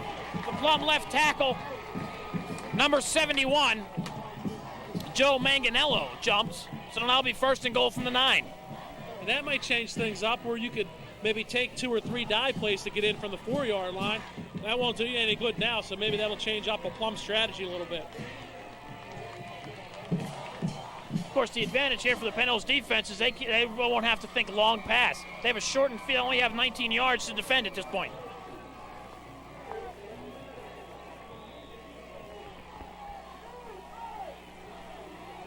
Again, out of the huddle to come the Plum Mustangs I formation. Odo and Puchka. Gething right. Fulmer left. Looking to Gething in the end zone, and Umberger throws the ball out of bounds. Now second and goal from the 9. Well, Gething was open. If you're thinking that's a 9-yard incompletion, that he threw the ball that short, think again. Umberger rolled to his left again. He was at the far left hash mark. He threw that football about 35, almost 40 yards to get an incomplete pass for 9 yards. That's a very dangerous pass, though, as well, because the entire team's going left. He throws back to the right. If Penn Hills is able to pick it off, that's a 100-yard touchdown return. You got pay dirt with that. You're absolutely right. Steve Whiteman now to the right. Again, I formation for the Plum Mustangs. And Umberger is hit as soon as he comes off the line, but he doesn't go down. He's running off to his left, and he's brought down about the 6-yard line, called a pickup of about 3, but clearly he should have been brought down as soon as he took the snap because he was hit at the line of scrimmage. It was Devon Gibson, and he banged into both the running back and Umberger. Did not wrap him, however. Tried to just knock him over, and it didn't work, and give Umberger credit to regain his senses and pick up the 3-yard gain to about the 6.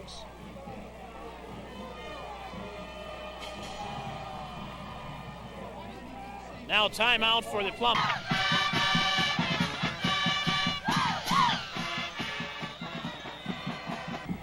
Big play for both teams. Odo is a single back getting wide to the right. Man in motion is Fulmer. Quick looking pass, incomplete. The pass was intended for Tomasevich, and the ball falls incomplete. Now 4th and goal from the 9, and we'll see what Bill Romito wants to do. And it looks like the Mustangs will go. They better take a timeout. They're getting very close to getting a delay. They're taking too long to decide if you want to go for it, and that causes confusion. That could work in Penn Hills' advantage. Puchka and Odo in the backfield, twins to the right. 4th down and goal. Umberger rolling to the right, he's looking. Umberger still looking, he has nobody to throw to. Umberger's brought out at the 5! Oh, the defense is psyched. The Indians take over deep in Plum territory, but they hold the Mustangs off the board, and Umberger ran at least 60 yards on that play. But credit to Penn Hills secondary. They allowed no Mustang to get open. Well, credit Mike White for not quitting because he broke a tackle, did Umberger, and White chased him down, so he ran at least 40 yards. Made the tackle. Penn Hills in the shadow of their own goal line. What happened? Umberger rolled right this time. There were no receivers when he went back left, so he had to run all the way. So now the Indians take over with 3:25 to go third quarter. They're up by 7, and they run the ball into the line. No surprise there.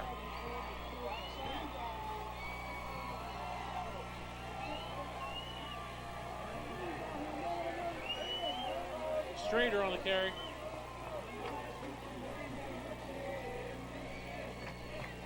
Boy, wouldn't you love to see them break another one?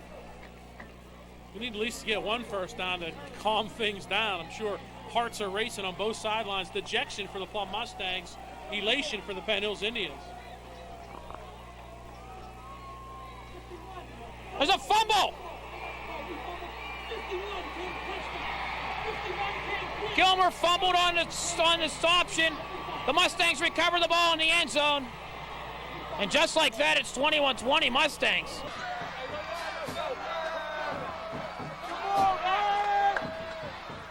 It looked like a quarterback keeper. He was hit in the backfield. Number 51, Ritchie, again, come in untouched. And the ball recovered in the end zone by number 70, Jim Moorhead. So now the Mustangs are down by 1. And the question is, will they go for 2? They're set up for the point after. Greg Watson. Ball is up, and it's good. With 2:43 to go third quarter, we're tied at 21. And you talk about a turn of events, Bob Orquist. Penn Hills dodges a bullet, and then they're shot in the foot. A fumble, only their second turnover of the year. This one into the end zone. Ritchie causes it, Moorhead recovers it, and he's in the end zone.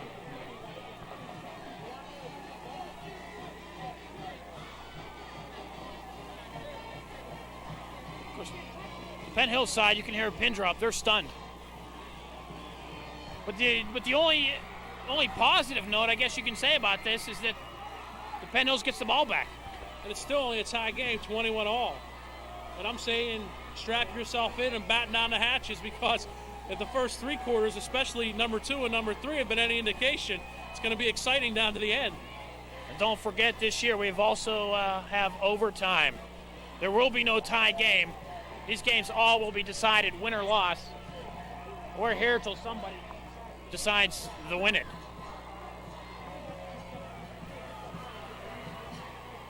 Little man Dwayne Thompson standing at his own 15-yard line deep.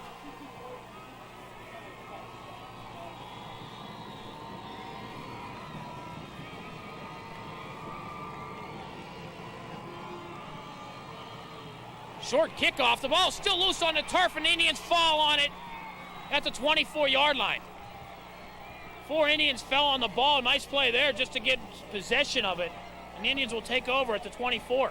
Well, it's always hairy, excuse me, when you're down in the shadow of your own goal line. So now Penn Hills just has to take a collective breath, hopefully get some yardage in a first down or two, and have things settled down offensively. What a ball game this has been. If you didn't show up for this one, shame on you. You talk about a heart stopper, this has been it. 21 points scored here in the third quarter. Still have 2.5 to go. Strader, first man through. Crosses the 25, out close to the 26. Called a pickup of about 2. Well, they start him at the 22, maybe a little more than that. But if Strader is able to pop that into the outside, he goes off tackle. He can cut it to the outside. He had a lot of room to run on the sideline. Good pickup of 4, nonetheless, on first down. The Indians seem to have had success running the ball to the outside. Split back formation now for the Indians. And the ball was loose again on the turf. It looks like Victor Strader may have come up with it, but the ball was loose. The Mustangs say they have it.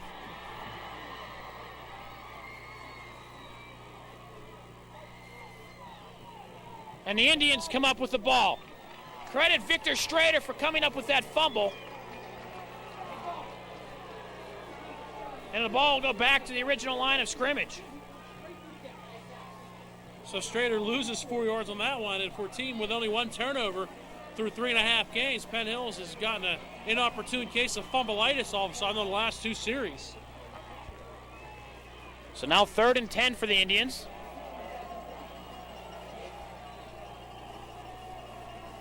Strader and Livingston in the backfield. Gilmer's going to throw. He pumps once, looks deep. He has Ronnie Graham down the sideline, and he pulls it in at the 45. Longest pass play of the season for the Indians, and what a time for it to come. Indeed, his favorite target, Ronnie Graham.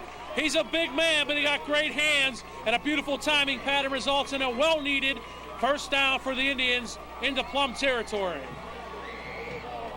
Lenny Gilmer pump fakes. Gives Ronnie Graham that extra step he needs to break open. And Ronnie Graham does a nice job to pull it in. And the Indians have 1st and 10 at the Plum 44. 1:25 to go third quarter. We're tied at 21. Dwayne Thompson looking for some room to the outside. Needs a block. Doesn't get it, but still does a nice job to pick up a few yards. But a nice job also by Scotty Umberger to make the tackle. Thompson broke about 3 tackles just to gain about a yard and a half. And again, he was looking to cut it up to the outside, but the pursuit caught up to him, and also the sideline curtailed his effort. 2nd down, and we'll call it a long 8 for the Indians. Third quarter winding down, 50 seconds to go. Penn Hills in Plum territory. Split backs for the Indians. Pitch to Strader to the right side. Gets around the outside, cuts back inside. Close to an Indian first down. Will be short by a couple. But Strader does a nice job leaping some tacklers to pick up the extra yardage. And this time a different look. A pitch to Strader, just straight around the end. And he dove at the end of the play. Picked up some good blocks. Needed one more, didn't get it. But another good pickup. Penn Hills obviously happy to be where they're at, and maybe they may not have to run a play, but we have now official timeout. Gilmer has equipment problems. Timeout charge to the Penn Hills Indians.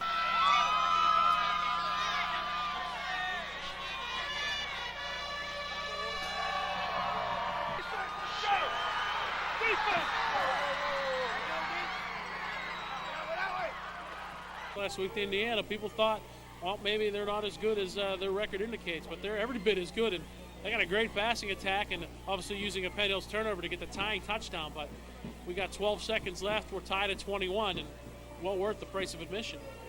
8 teams make the playoffs in Quad A. I don't think it would be a stretch to say that all 8 teams in the Quad East would make great playoff teams.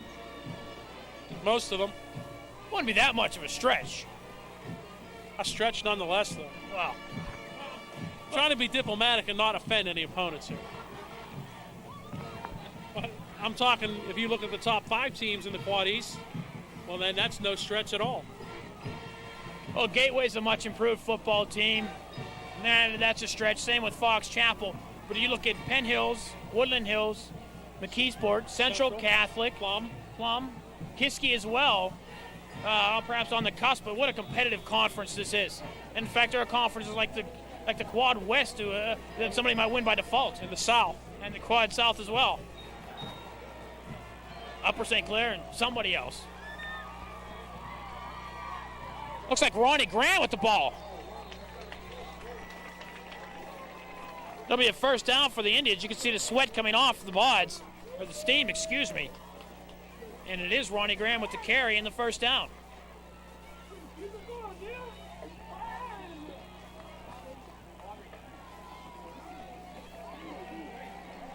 That'll be the end of the third quarter.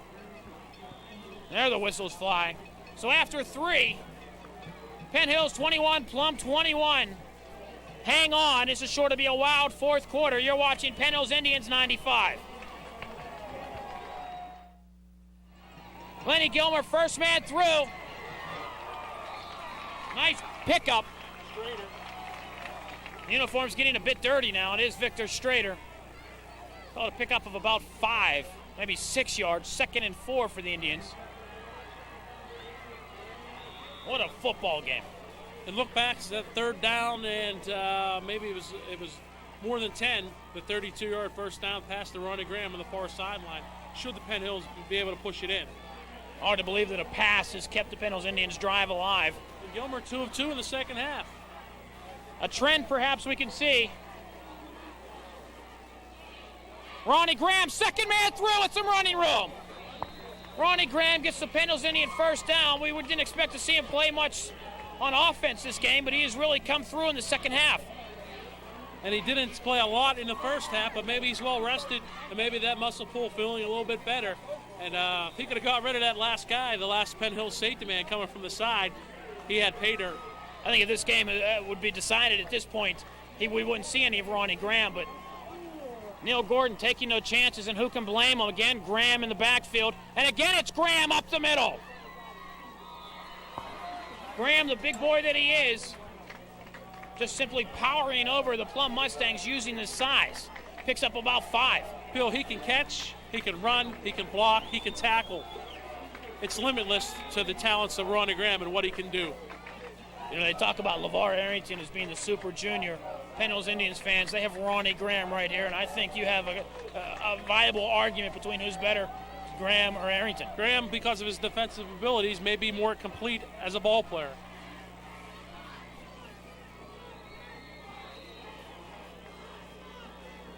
Victor Strader picks up a couple.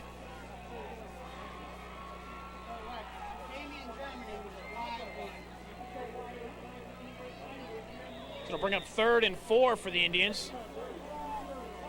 They're already down to the 13-yard line of the Plum Mustangs.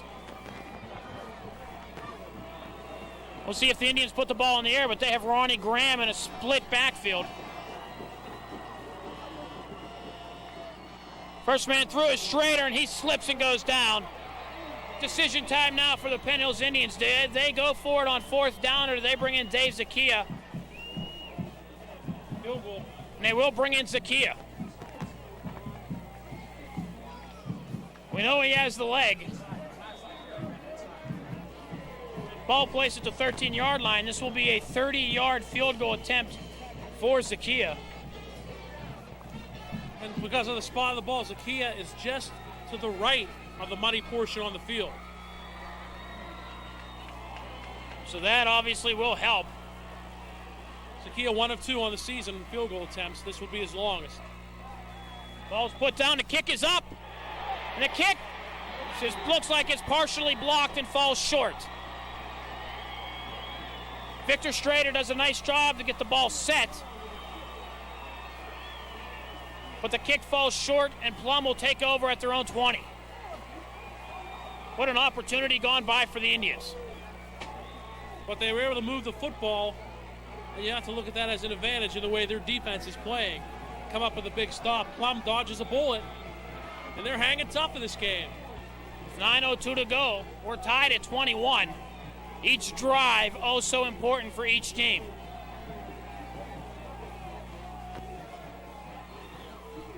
I formation, Odo.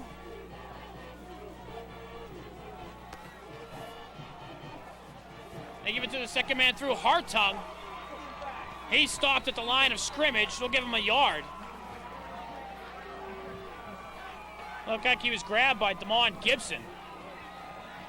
Also P.J. DiNatale.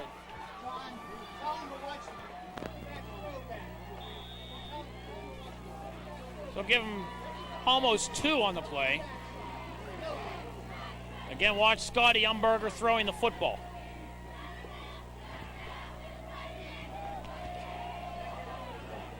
Odo and Hartung again in the backfield. Ryan Fulmer split to the near side. Steve Whiteman comes in motion. Umberger fumbles the snap, catches it in midair. Does a nice job to pick up 3. Now 3rd and 5 for the Indians. And the ball, I'm sure, is getting slick. Indeed, you saw it popped up and a possible movement in the offensive line for the Plum Mustangs. Umberger with a nice job. That's the 3rd time today he's fumbled an exchange from center. This time it went straight up in the air. He picked it up and he was able to get about 3 yards. So it's 3rd down again. The big down, it seems, tonight for the Plum Mustangs. Lone setback is Nick Odo. And Umberger will throw the football, no doubt about that one. Setting up the low screen, the pass falls incomplete. Ryan Fulmer led a little too far on the play. He's crying foul, none to be called. And now Plum's going to have to punt. 7.5 to go, 4th quarter. The Penn Hills defense comes up big. And again, Penn Hills now holding Plum at about their own 25. They should get good field position near midfield. And they drove the football they had 12 plays on that missed field goal by Zakia. And they had the ball for over 5.5 minutes. So offensively, they've gotten into a little bit of a groove. And another nice drive like that would do them well. But, of course, they need to come up with points. Penn Hills sets up the return. The ball comes to the near side. Dwayne Thompson watches it roll out of bounds near midfield.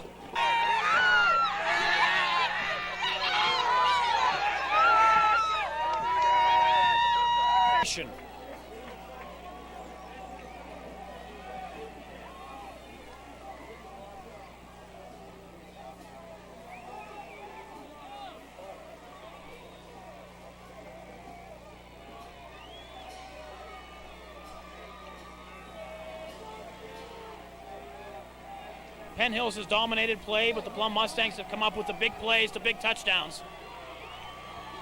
Now let's see the Indians work for their dinner. First man through is Victor Strader, holds on to the football, crosses midfield to the Plum 49. Called a pickup of about 5 yards. Call it 2nd and a long 4. Dangerous exchange, handoff between Gilmer and Strader on the quick pop up the middle. You got to be a little bit careful if you're going to run that play. It did work for a nice gain of 5. If you look at the field conditions, Bob, you see on the near side of the field it's mostly green. To the far side, it's a lot of mud. Expect the Indians to do a lot of running on this near side. I think that would be a good idea. And just like that, they stay in the mud. There's Ronnie Graham picking up, call it 2. They get 3rd and about 3. Goes from the 49 to the 47. 3rd and 3 now for the Indians. Livingston and Graham. And it's Strader around the left side. He dives forward short of the first down. Slips in the mud.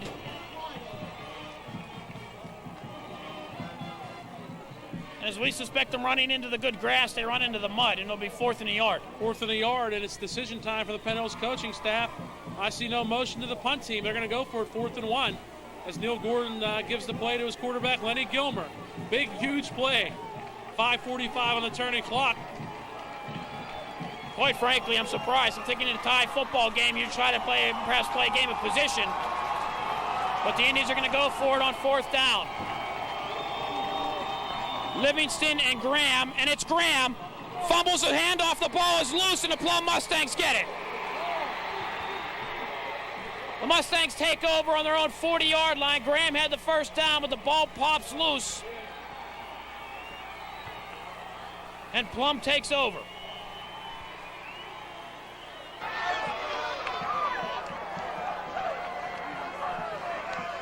I'm surprised they've been staying in the mud.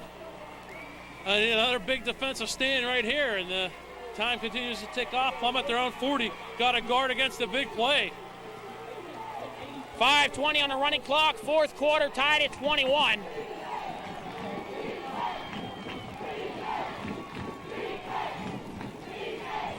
Umberger on the keeper, doesn't fool anyone. Stop for, we'll call it no gain. Now 2nd down, perhaps trying to lure the Penn Hills defense up a bit to go deep. Definitely, indeed. Sometimes you want to sacrifice the play to set up a play, and that's what they might have done with Scotty Umberger. He has found absolutely no running room. He's been sacked 3 times on the evening, but he's thrown the football very well. Well, in the second half, those big plays have come to a halt. He has struggled a lot to make some completions. Of course, they haven't thrown deep at all second half yet either. High formation for Plum. It's like Puchka, who had the long run earlier. Puchka picks up a couple. We'll call it 2.5. Call it 3 yards. Bring up 3rd and 7. Now I suspect Plum may go deep. Well, they at least want to try to get the first down yardage and another big play. Last time they had a delayed pattern with a little slant across the middle, and it forced them to punt. Penn Hills had the good field position, unable to do anything. Graham fumbling on 4th down. We'll see if they call that play again, the little slant across the middle.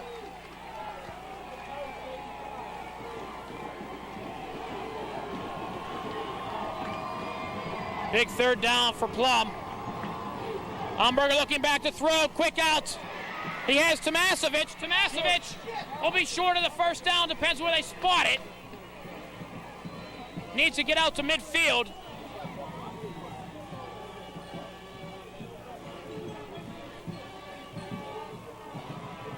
Full measure for the first down.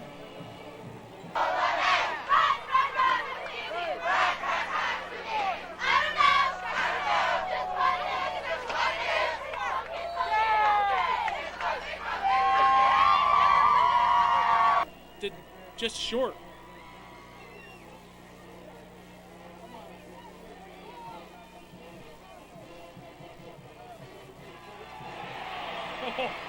Just enough. It's the nose of the football. Not even the nose. A lace. A piece of mud on that ball. Get the piece of mud off that ball. Well, when it's on the ball, it's part of the ball. So now the Mustangs, 1st and 10 at midfield. 3.5 to go in regulation.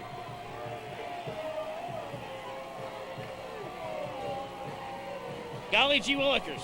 Woo. Indian faithful begin the war chant. Puchka in motion. Umberger looking to set up the screen.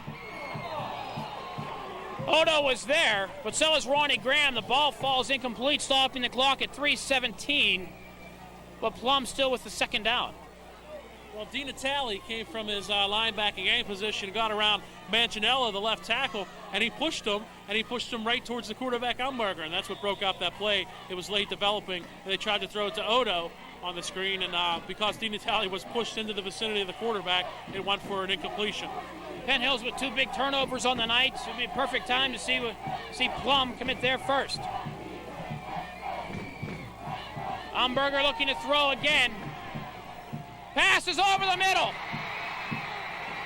Complete for a first down to Ryan Fulmer at the 32-yard line.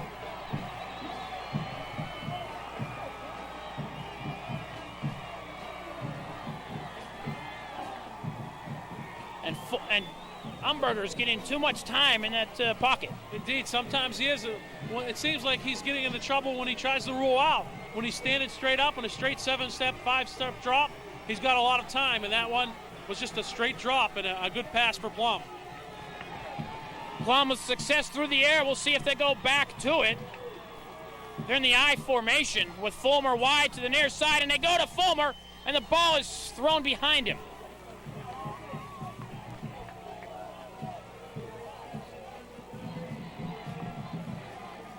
It's now second down with 2:49 to go, fourth quarter.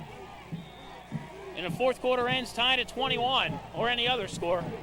We go to overtime. You think this is exciting? Wait if they get a whiff of the Texas shootout. I'm sure either team would take the victory in regulation, though. What was it last week? Somebody had six overtimes. 6 overtimes. Umberger again to pass. Now he's on the draw play. Nothing doing there. Is that Corey Connors in there? Excuse me, it's Mike White. And Mike White. Puchka he'll actually lose about a yard. So now a big third down for Plum. Plum not in field goal range unless it would be about a 50-yarder from here. WPIAL record, I believe, is 55. Probably off turf. But it's cold and slippery and wet and damp tonight, so that has to affect the kicking game. So I'm sure Plum going to look for a first down to sustain a drive.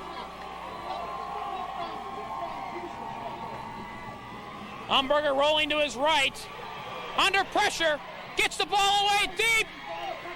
Oh, my! Plum had a touchdown. The ball falls out of the hands of Tomasevich. Woo-hoo! And the Indians duck a bullet. Tomasevich had it. He got behind the defense. There were 2 men in the vicinity and 3 Penn Hills Indians, and it was looking like the pass was going to be intended for Tomasevich. I think it was Gething who dropped it, number 80. Both of them were there, and he was behind, and that's all I can say. Fourth down. If you find my stomach on the floor, please don't step on it. Now fourth down and 11. And the Indian faithful come to life. Umberger looking. He's sacked! Devon Gibson! Mike White. Excuse me, Mike White. The jerseys are dirty. Apologies to Michael White, who makes the biggest play of the game so far for the Indians, who take over with 1:51 to go. Fourth quarter at their own 40-yard line. 36-yard line. Woo! We allowed to say that. Woo! Penn Hills, I believe, with only 1 timeout left. Clock is ticking. Let's see what the Indians have. This has been an exciting Quad East opener for both teams. Gilmer's looking to pass. He has a man wide open. And he does it. Pass goes completed. It's Dina Talley. The 25 down to the 31-yard line. Excuse me, it's Jeremy George. Oh, Jeremy. Clock continues to roll. And stop for this. Move the chains. Will run when they set it. Stayed in bounds. Oh, Jeremy, one of the co-captains of tonight, was wide open in midfield. Gilmer now with 3 completions in the second half. Gilmer again looking to throw the football to Ronnie Graham. Graham fumbles, and it goes back to Plum.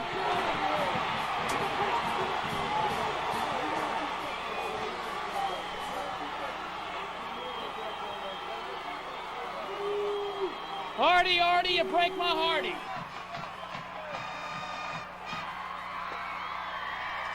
Week 1, we got to go through 6 more weeks of this. We're going to be in intensive care. Intensive care at the end of this one. Umberger stops back, looks close to the far side. The ball thrown.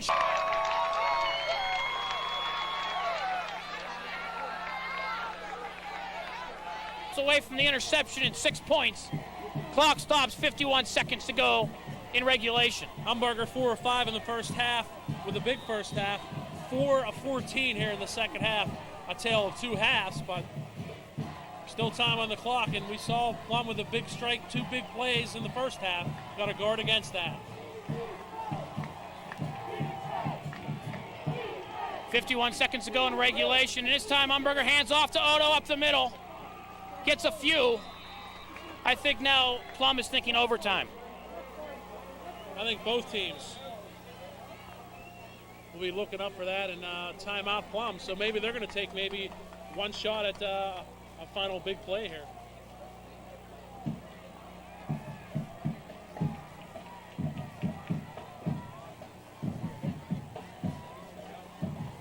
So the scene is set. 39 seconds to go, fourth quarter. Penn Hills and Plum tied at 21. Plum, 3rd and 7 from their own 23.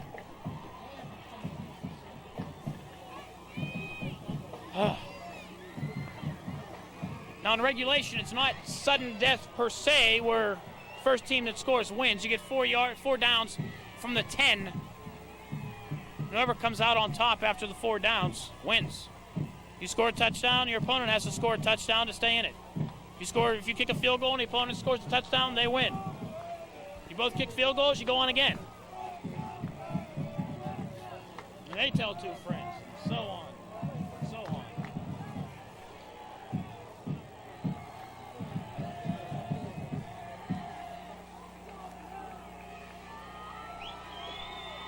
As the steam rises above Mustang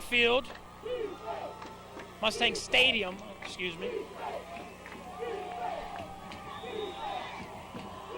Play clock begins, but not the game clock. Nick Odo, the lone setback. We'll see what Umberger does. He's got an arm.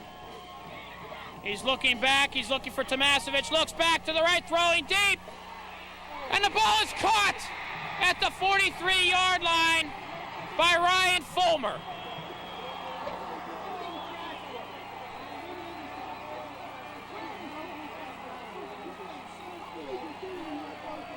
Clock will begin to roll once the sticks are set. And Plum can spike the football to stop the clock. 32 seconds to go, regulation. Clock rolling, 25. Umberger looking near side, and he spikes the football.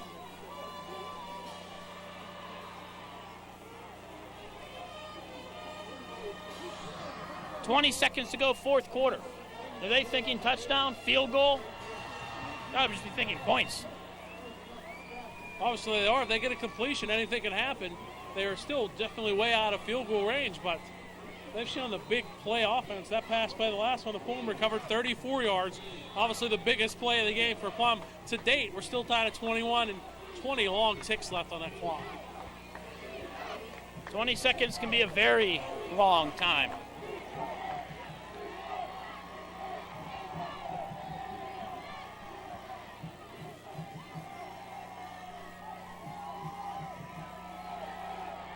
Umberger looking for Gilbert again. And the ball thrown behind Ryan Fulmer at the 10. 15 seconds left. 3rd down and 10 now for Plum. If this play falls incomplete, the time will be under 10 seconds. I think Plum on 4th down and maybe 10 would go for some razzle-dazzle, maybe a hook and lateral or something like that. But this is another crucial play, 3rd and 10. Come on, Red! Let's go, Red! Go, Red! Adrenaline.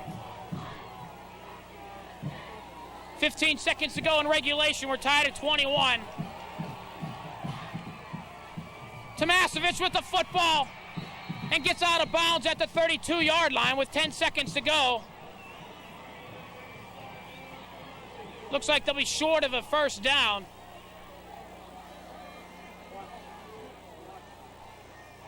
It would be a 59-yard field goal from this point. You got to think Plum's going to throw the ball up for grabs in the end zone.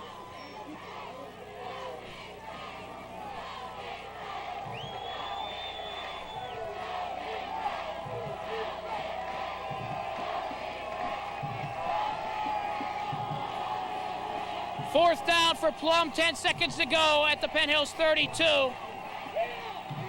The ball is batted at the line of scrimmage.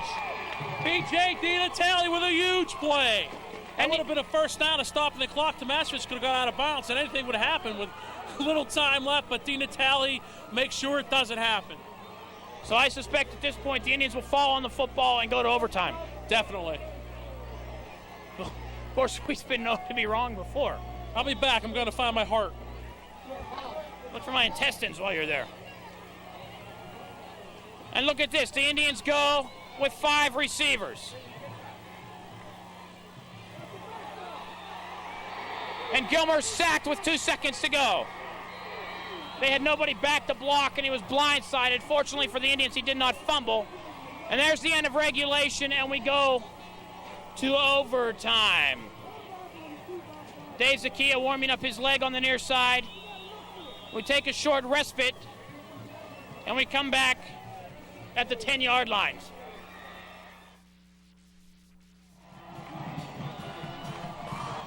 At the end of regulation, we're tied at 21. Story of tonight's game, Penn Hills 3 turnovers.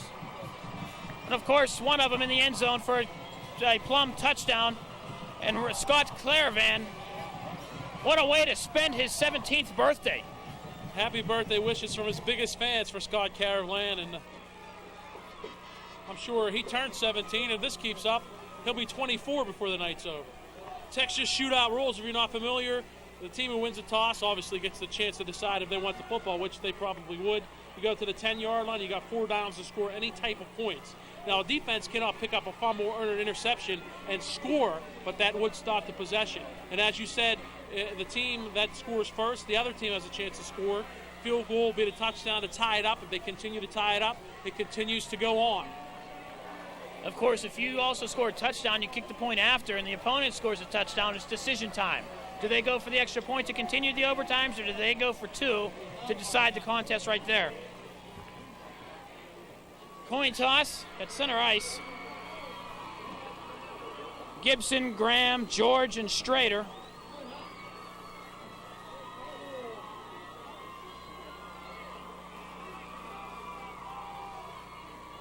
The official drops it in the mud. Fumble. Looks like the Indians have won the toss. Personally, I think I want to go on defense first. Personally, I want to take the offense. I like to score that point and put the pressure on the other team. If you're in defense, you got to pressure stopping.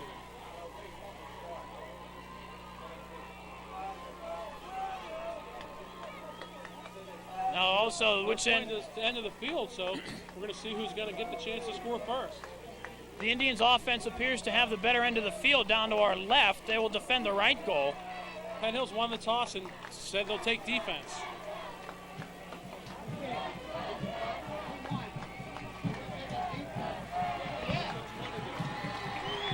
And Damon Gibson says, let's make some noise.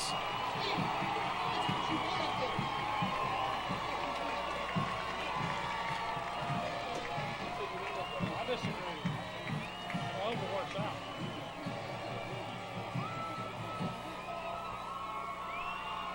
Now, the advantage here is if Plum kicks a field goal, the Indians know they have to get at least a field goal or a touchdown would win it. You know what you got to do. If they don't score, you know that you can go 4 downs and not score, or if you get a point. On our only first and goal situation of the evening, Plum had a first down. It's about the Penn Hills 4, came away with nothing. Penn Hills defense held. Of course, there was a penalty in that, but that was the only goal situation where we had in this game. Of course, also remember we have 2 excellent field goal kickers on both teams. Otto and Hartung in the I formation for Plum. We're in overtime. Whiteman in motion. Umberger's going to throw the football, looking end zone. Touchdown, Plum! The pass completed to number 81, Mike Harris, on the jump ball. The Indians, after we see what they do on the point after, will have 4 downs to score a touchdown.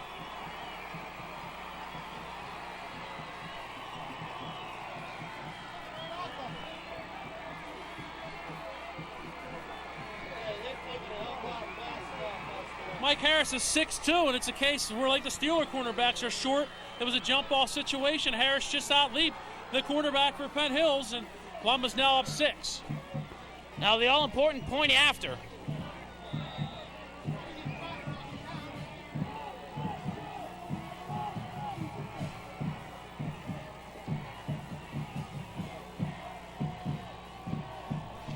Greg Watson for the kick. Kick is up, and it's good. So the Indians will now have 4 plays down to our left to put the ball into the end zone and then decide whether they want to go for 1 or 2.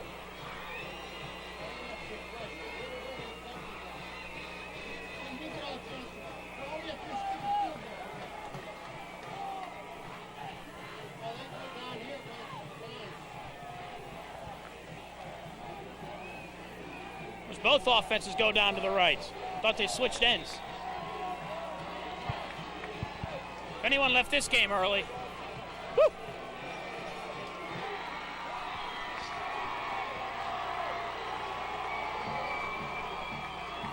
Thompson and Livingston.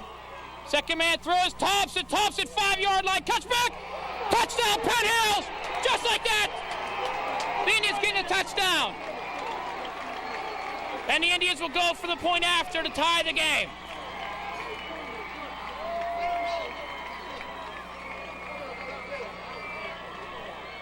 Here comes Zakia. Here comes Zakia, and they do go for the 1. Of course, from the 3, run Ronnie Graham up the gut. But, go for the 1. If Dave Zakia makes it, we go to another overtime. If not, the game goes to Plum. Right now, overtime, 28-27 Plum. Strader on the hold, Zakia on the kick.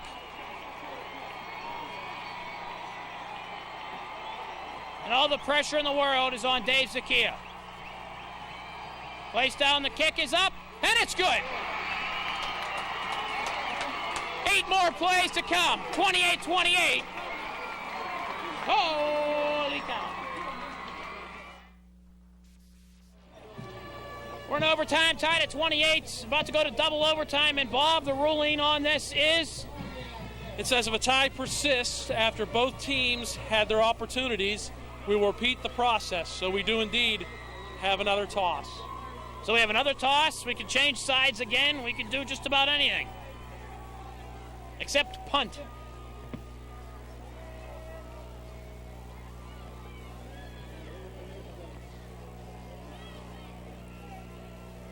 And this time the Indians will take over. The Indians will get first crack at it this time.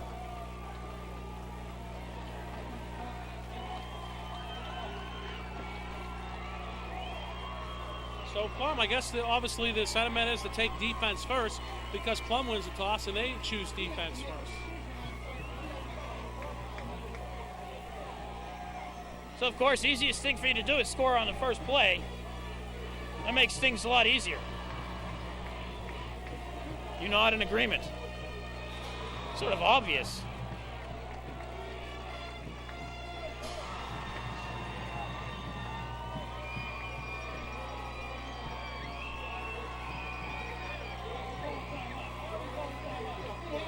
And the Indians call a timeout. The thing, my wife chose not to attend tonight's game. Well, I'm saying you would have been a father with this excitement a little earlier than expected. I think I've almost had the baby tonight. We were tied at 21 after regulation after the first series of overtime, which we had 4 plays each. It only took 1 apiece, and we're tied at 28.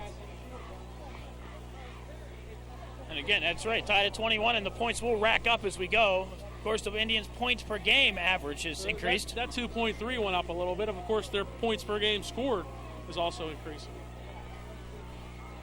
You can take all that for throw that out the window because right now, when you're in overtime and this great of a game, it's the wins that cost, and you almost hate to have a loser in a game like this. Absolutely. But last year we would have ended in a tie. This year, that's why they put overtime in. It was voted in, and you're always going to have 2 sides of that argument. The overtime was brought in to try to eliminate Gardner points. Now the Indians here in the second overtime with the pitch. Dwayne Thompson down close to the goal line. They're going to mark it at the 4.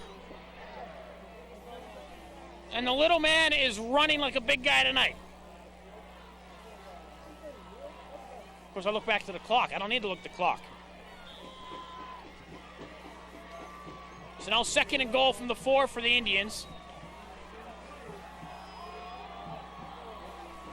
Ronnie Graham, Victor Strader, and Dwayne Thompson in the power I. Pitch to Thompson, near side.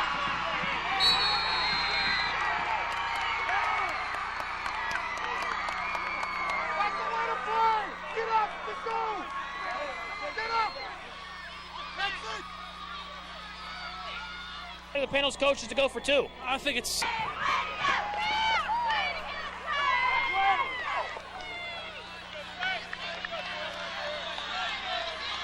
What a job by Dwayne Thompson. What a job by the offensive line by Penn Hills in this overtime, just blowing Plum's defensive line off the football. And Thompson just waltzed in with a 5-yard touchdown around that time. You know, Mr. Birmingham has been with the team, the equipment manager, for 40 years, and this probably has to be the most exciting game he's seen. Snap, hold, kick, up, it's good. 35-28 Penn Hills here in overtime. The Mustangs now come onto the field with their chance. Now it all comes back to the Penn Hills defense. And you can hear the echoes throughout the valley. Defense, defense, defense. 4 plays for Plum. A turnover ends it. Whether Penn Hills gets a fumble or an interception, it is over.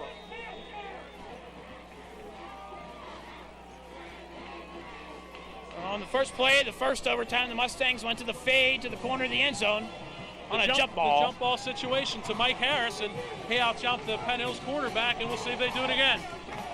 Puchka and Odo split in the backfield. Have Whiteman to the near side, Fulmer to the far side.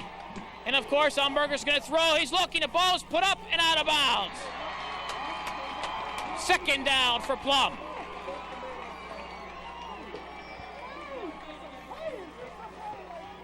I can't take this anymore. Same type of play. They just ran a little straight fade pattern. It's one-on-one. No other options for Umberger. Either completes that pass or he has no other option on those type of play. Penn Hills strength, their defense comes down to them now.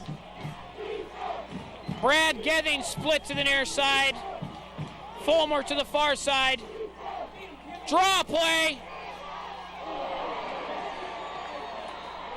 And Puchka's brought down by the face mask. That'll be a half the distance to the goal penalty. I don't think it's an automatic first down.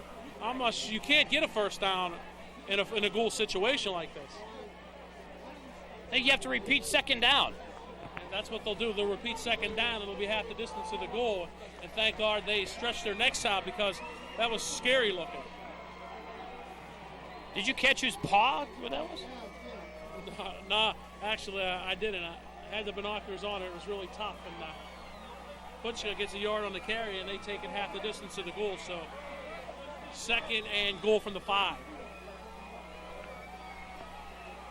2nd and goal from what appears to be just outside the 5. I'll call it the 5. Now Coach Timko back onto the field. As strategy is discussed. 2nd down.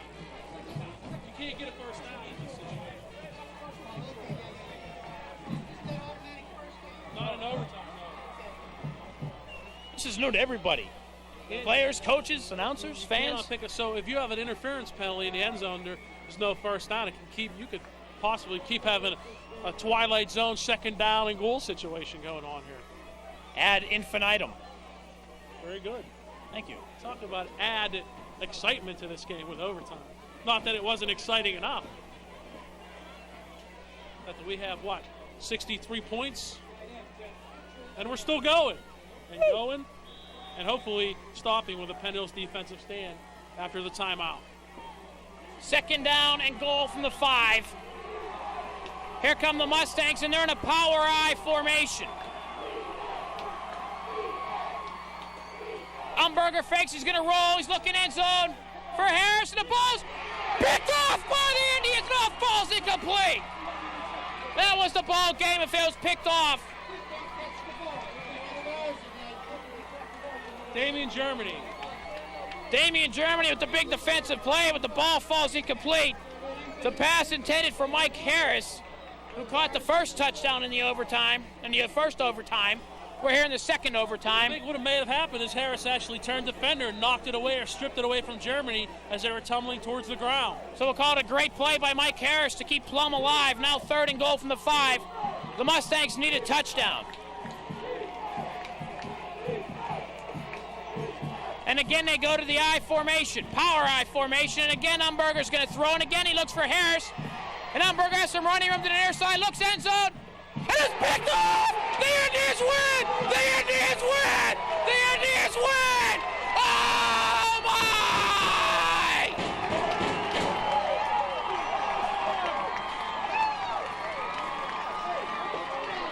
The Indians win!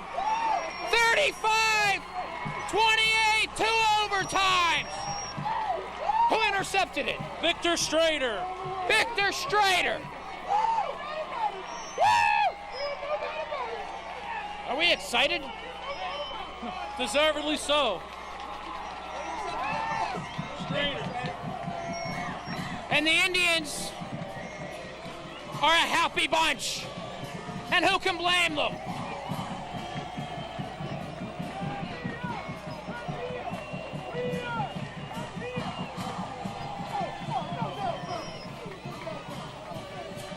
As we catch our breath again, the final score, Penn Hills in double overtime beat the Plum Mustangs 35-28. You're watching Penn Hills Indians Football 95. As we wrap things up here at Mustang Stadium in Plum, Bob, I'm at a loss for words. Double overtime, also a loss of voice. Double overtime, Penn Hills 35, Plum 28. They brought in overtime this year to make things a little more exciting. Didn't think it was going to be used that often, but boy, has it been used. And boy, was it exciting, was it ever. Big plays tonight all the way around on both sides of the football. Penn Hills giving up a lot of big pass plays, and a great job by Plum and their quarterback, Scott Umberger. He threw for over 267 yards. He threw 3 touchdowns, and they scored.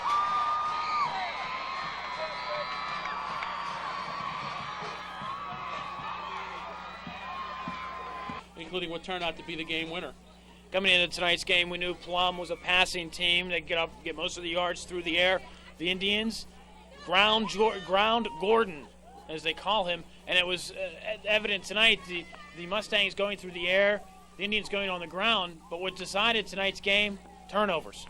And turnovers kept Plum in it. They got a touchdown off a Lenny Gilmer fumble recovered in the end zone, and Penn Hills was driving towards the end of regulation, and Ronnie Graham caught a pass for a first down. He fumbled the football. It kept Plum right in the game. But the big turnover, the interception, the only one of the night by Scott Umberger, picked off by Victor Strader to stop Plum in the second overtime. Talk about Dwayne Thompson, 5 touchdowns tonight, but who's the name you're going to remember? It's Victor Strader with the interception in the end zone. The Indians go 1-0 in the Quad East. The Mustangs fall to 0-1, and we said every game in the Quad East was going to be a battle. And a heartbreaker for Plum, but they have to hold their heads high. They did a great job. Penn Hills did a great job. Really exciting in the overtime, and Penn Hills ends up with 240 yards rushing. But surprisingly, 5 completions and 3 for 3 in the second half for Len Gilmer.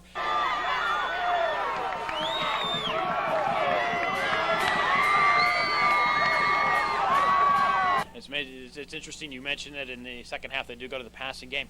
Penn Hills Indians led 7-0 early in this game to second quarter touchdowns by Plum. The Indians trailed 14-0 at the half. First 2 possessions, they scored 2 touchdowns, take the lead, but allowed Plum to get right back into it.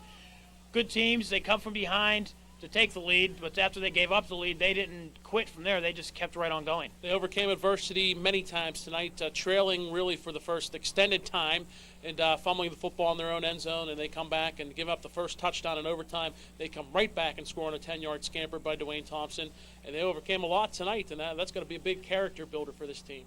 Next week, the Indians take on the defending state champion McKeesport Tigers. And I'm sure they're remembering last year. They were the closest team to knocking off McKeesport in their dream season. And who knows, maybe Penn Hills is going to look to that as a stepping stone.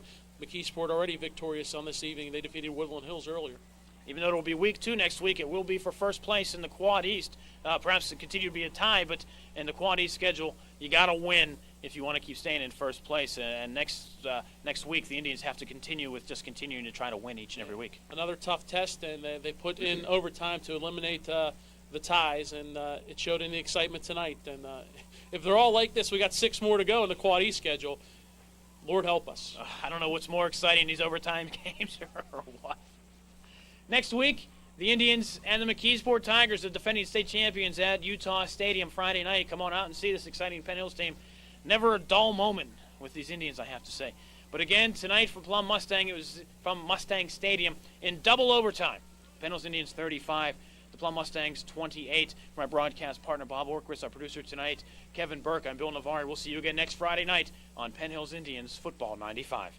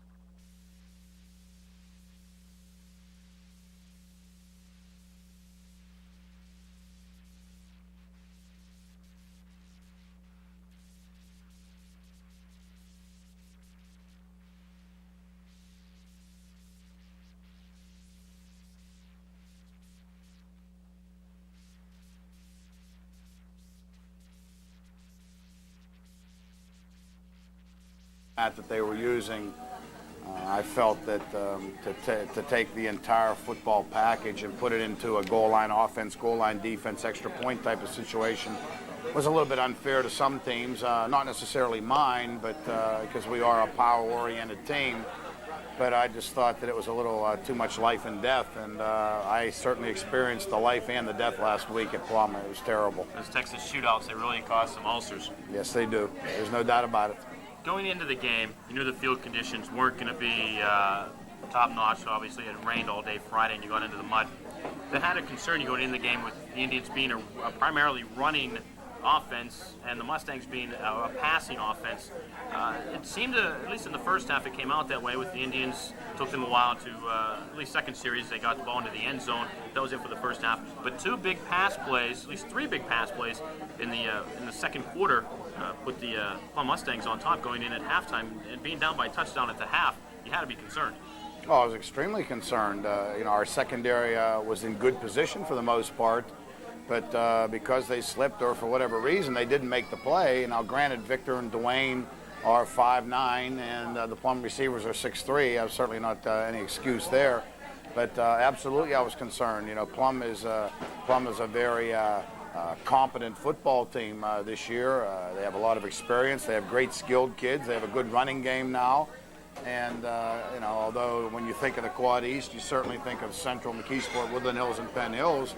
There's a lot of Plums and Gateways and so forth sitting out there, and every game is a war. And at the halftime, I was very, very concerned about the situation we were getting into and the field conditions to boot. So, yes, I was concerned. Well, they say good teams overcome adversity, and Plum had the 2 big plays in the second quarter. But you had in your first 2 series of the third quarter the little man who ran for 58 yards to tie it and another 70 yards to put the Indians up 21-14, and you had to be proud of your team at that point. Well, we call him the little big man. Dwayne Thompson has been great all year. Dwayne and Victor, it depends on who I'm going to hand the ball to. Either of them have been great for us. I thought that coming out the field conditions, I was hoping to try to get on the board and hold them before the end of the third quarter and tie it up and then take a tie game into the fourth. And with 5 minutes and 30-some seconds left in the third quarter, we were winning 21-14. So we came back. That was a game of comebacks. Penn Hills up 7-0. Plum scores twice to go up 14-7. We scored twice to go up 21-14. Plum goes up and scores 21-21. And then that that heartbreaking overtime. So it was a gutsy game on both sides of the ball. I certainly give all the credit in the world to Plum. They played toe-to-toe with us the entire time. I think the field conditions hurt us, but again, not to take anything away from Plum. They played a great football game, and they're definitely a team to be reckoned with in the conference. We saw a new side of Neil Gordon last week. Call him Air Gordon, putting the ball into the air 8 times, completing 6 of them. Well, I've said all along that I'm a running coach, and I'm going to try to control the line of scrimmage. And with people like Kevin McCoy, Mike White, Damon Gibson, Jared Smith, Fitz, and those people up front, I feel confident that a team's going to have to stop our run first. Last week, it wasn't so much that Plum stopped our run as much as it was that the field was to the point where Victor and Dwayne, with their fast feet, just couldn't. They were neutralized.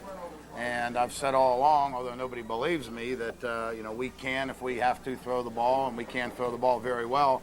And I think last week, when we needed to throw the ball, Lenny threw it well, and our kids caught it well. So, it's a side of me that people haven't seen, but it's a side that's definitely there with the Penn Hills Indians. The big question you might want to at least explain is that following the first touchdown in the overtime, Dwayne's 10-yard run on your first play to tie it up, which had to be a big relief, you went for the extra point to tie it to go into the second overtime. What was the thinking at that point? Why the extra point and not the 2-point conversion? Field conditions, do or die situation. I would have rather tied and gone 4 more. Just not ready to do it at that particular point. I think it would have probably taken me 3, 4, maybe 5 overtimes before I would have been gutsy enough to do that. Being in the first overtime and experiencing that, I wasn't ready to cut it short right there. It was just too do or die right there. Of course, with the kicker like Dave Zakia, the confidence is there, and he was going to put the ball through the uprights. Well, you think about clutch players, Dwayne runs the touchdown in, but if Dwayne runs 5 yards on first down, great. We got 5 yards. There's always a second down. There's always a third down and a fourth down to get it in. But Plum leading 7-0 in the overtime period, and us scoring in the middle of the field at the muddy end, it was a quagmire. Jeremy George to be able to snap the ball perfectly, Victor Strader to be able to hold it perfectly, and David to kick the ball. I'll put it this way, I wasn't watching. I was looking at the opposite end, looking at the reactions on the staff. It was a gutsy performance by all 3 of those, that we gave all 3 of them our special teams player of the week, because they certainly deserved it. Of course, with the second overtime, Victor comes up with a big interception, makes you 1-0 in the conference, moving into this week's opponent, the defending state champion, McKeesport Tigers. And this is a team that didn't graduate many people. They graduated some quality kids, Brandon Short, among others. But this is a team that is going to put up a battle this week, and it's not just because they graduate a lot of kids that they're not a talented team. By no means. This is a talented ball club. Oh, there's no doubt about it. It's a great football club. It's a great football program, and they're on a roll. I remember in the days when I was an assistant at Penn Hills in 76, 77, 78, and 79, when we had won those 4 state championships, mythical state championships back then, but the 4 WPIAL championships. We went on to that field, coaching staff, players, managers, trainers alike, with no doubt in our mind that we were going to win. Nobody could beat Penn Hills. That was our theory, and McKeesport right now is on that roll. They're not thinking first down, and they're thinking about winning WPIAL championships. And, God bless them. They deserved it last year. And there are enough people back from that last year's team to keep this thing rolling. George Smith and Ivan and that crew do a great job as a staff. Gone is Brandon Short, gone is Wilson, gone is Cromarty, and so forth. But there's some people that have stepped in here and are playing big time for them. Last week in one of the critical matchups in the WPIAL Quad East, Woodland Hills at McKeesport. McKeesport won the game. Woodland Hills fumbled the ball a couple times, did make some turnovers, but Woodland Hills is a fantastic football team, and McKeesport played toe-to-toe with them and beat them. So I don't think I have to say any more than that to tell you how talented McKeesport is. This is the 5th week of the season. You've seen 4 almost totally different types of offenses. Coming into this week, you're going to see another one with McKeesport running the wishbone. Well, McKeesport runs the same plays every year. The key to the wishbone, Jermaine Cromarty and those people last year, the key to the wishbone is the quarterback. The quarterback that led McKeesport to the state championship last year, Billy Isper, is back this year, and he is a smooth operator. Deals the ball well, runs it when he has to, throws it when he has to. You know, I remember all those days when Oklahoma had Billy Sims and all those great people in that wishbone attack under Barry Switzer and so forth. It was the quarterback that ran the show. And as long as you have the athletes that McKeesport does have, they're always going to have the tailbacks and fullbacks, but the quarterback is the key, and Billy Isper makes them a very, very dangerous offense. You talk about their potent offense. Obviously, it's going to be a big test for the defense. What does the defense have to do to stop McKeesport? Well, our defense has to be able to control the line of scrimmage, to be quite honest with you. You know, they're going to take the first stage in that wishbone is to hand the ball to the fullback. It dives in 2 and 3, and until we stop those 2 and 3 dives, McKeesport's going to run it down our throats. If we stop the 2 and 3 dive, then they're going to pull it out of there and take it to 4 and 5, and so forth out to the option on the perimeter. So they are solid from over the center to the sidelines, and we need to be solid. If we bring too many people up to the line of scrimmage, they're going to pull it out and throw their passes. George Smith, I think, considers throwing the ball the way I do.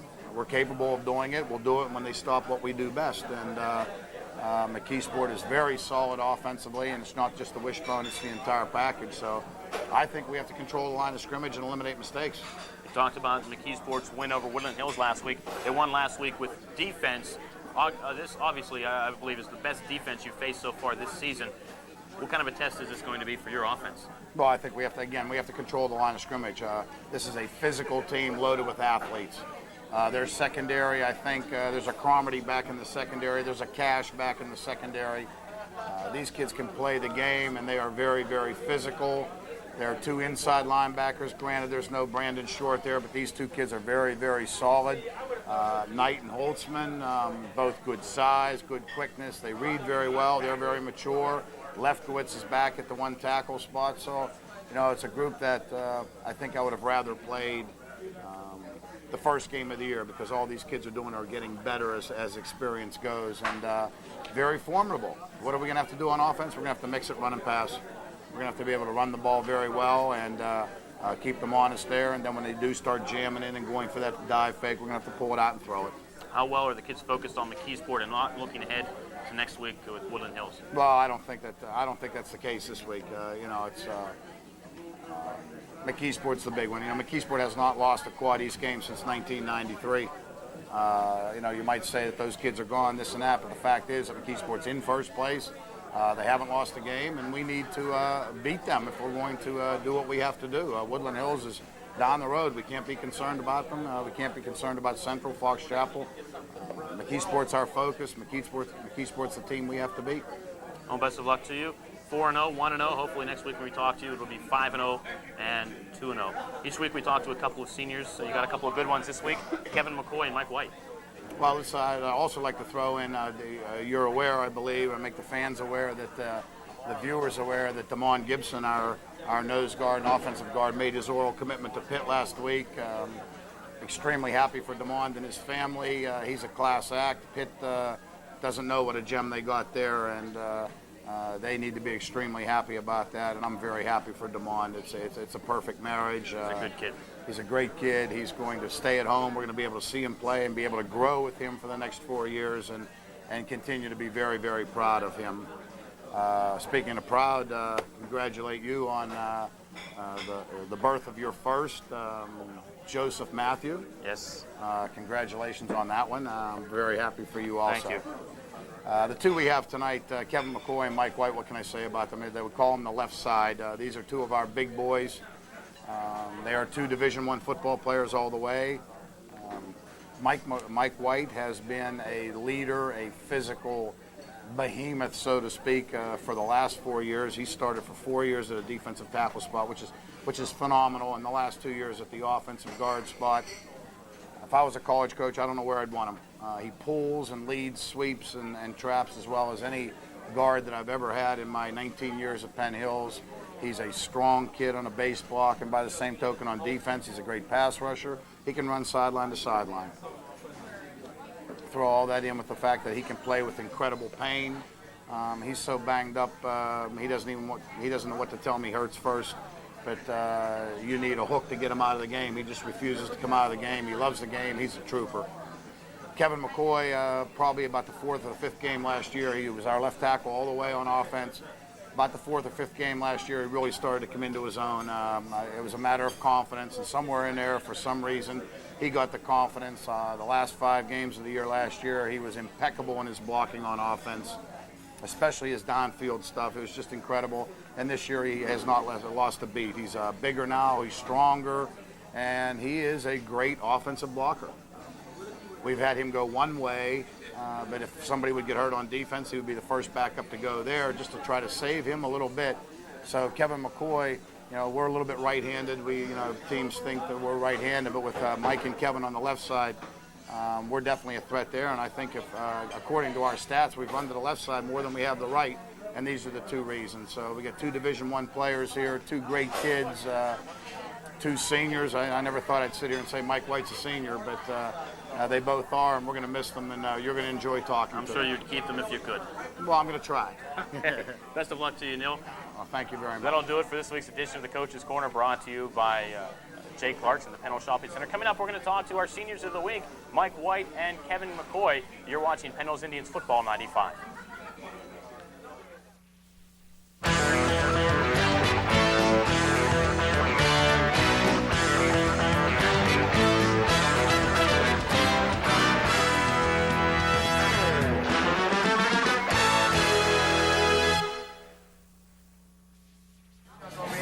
Welcome back to the Coach's Corner, brought to you by Jay Clark's in the Penn Hills Shopping Center. Our seniors of the week, the left side, Penn Hills line to my far right, number 77, Kevin McCoy, and right beside me, number 75, Mike White. And guys, I understand that you guys have been playing so long that you're almost Siamese twins. Yep, something like that. When did you guys start playing together? Last year. Yeah. So you guys know each other's moves, and what's the other one doing? In practice it's different. But one time, when the game, we both know what we're doing, so that's how it is. So you guys can communicate without actually even talking to each other. It's good. What are you guys looking forward to this year? I know you guys wanted to be the seniors of the week during McKeesport week because you guys are hoping to pay them back a little bit. Mike? We're going to beat them. We just going to beat them, that's all. Now, is that overconfidence or just that you know that you guys owe them from last year? We owe them for the last 2 years. So we just going to go out and win. Now, you guys, last year, they won the state championship, and you guys were the closest team to knocking them off last year. And Kev, what would it mean to you to knock them off this year? It mean a lot. Because, I hurt last year. It hurt me last year. I don't know. It feel good to beat them. Now, obviously, if you guys beat McKeesport this week, 2-0 in the Quad East, and then coming up, Woodland Hills. Now, that's a team that I think if you guys have some payback for, that's the Woodland Hills. Yeah, we paying everybody back. This is our year. We're gonna do it. Now, what are your goals for this year? Trey Rev. Trey Rev all the way. Rivers, any personal goals in there? To be the best. Do the best for the team, yeah. That's it. So your personal goals are based on how well the team does this year. Yeah. Now, both are seniors, so after we'll say November or so, December even, no more football, at least for the year. After that, you guys go back to being seniors. What are you guys looking forward to your senior year? After the season year? College. We're going to go to any plans on anything after school? I'm undecided, really. I'm not sure yet. Looking to head to a college? Mike, everyone knows that you're hoping to head to a college, but I understand that for the most part, you're just thinking of enjoying your senior year because it's once you get out of high school, it's a whole different world, and you're just going to have fun and worry about the rest of that later. No, not really. I'm just going to graduate, you know what I'm saying? And I don't know, and then just go to college, that's all. I don't know where I'm going yet, but I'm leaning towards going down Pitt with Damon, you know what I'm saying? Play with him again. And see where it goes, Yeah. Well, obviously that's fine goals, and it's something you guys definitely want to do. Anywhere you'd like to go, Kev? Akron. I'm looking. Akron. You won't want to go to Pitt and play alongside Mike anymore? You think it's the end of a beautiful relationship? I don't know. I mean, they're not really recruiting me, so. But me and Hoggy, we're looking towards Akron. Looking towards Akron. Yeah. Well, hopefully, before you guys get to Akron or Pitt, you guys can make it to Trey Riv. Trey Riv. And to Altoona. Yeah, we there. Might as well buy your ticket. Oh, please do.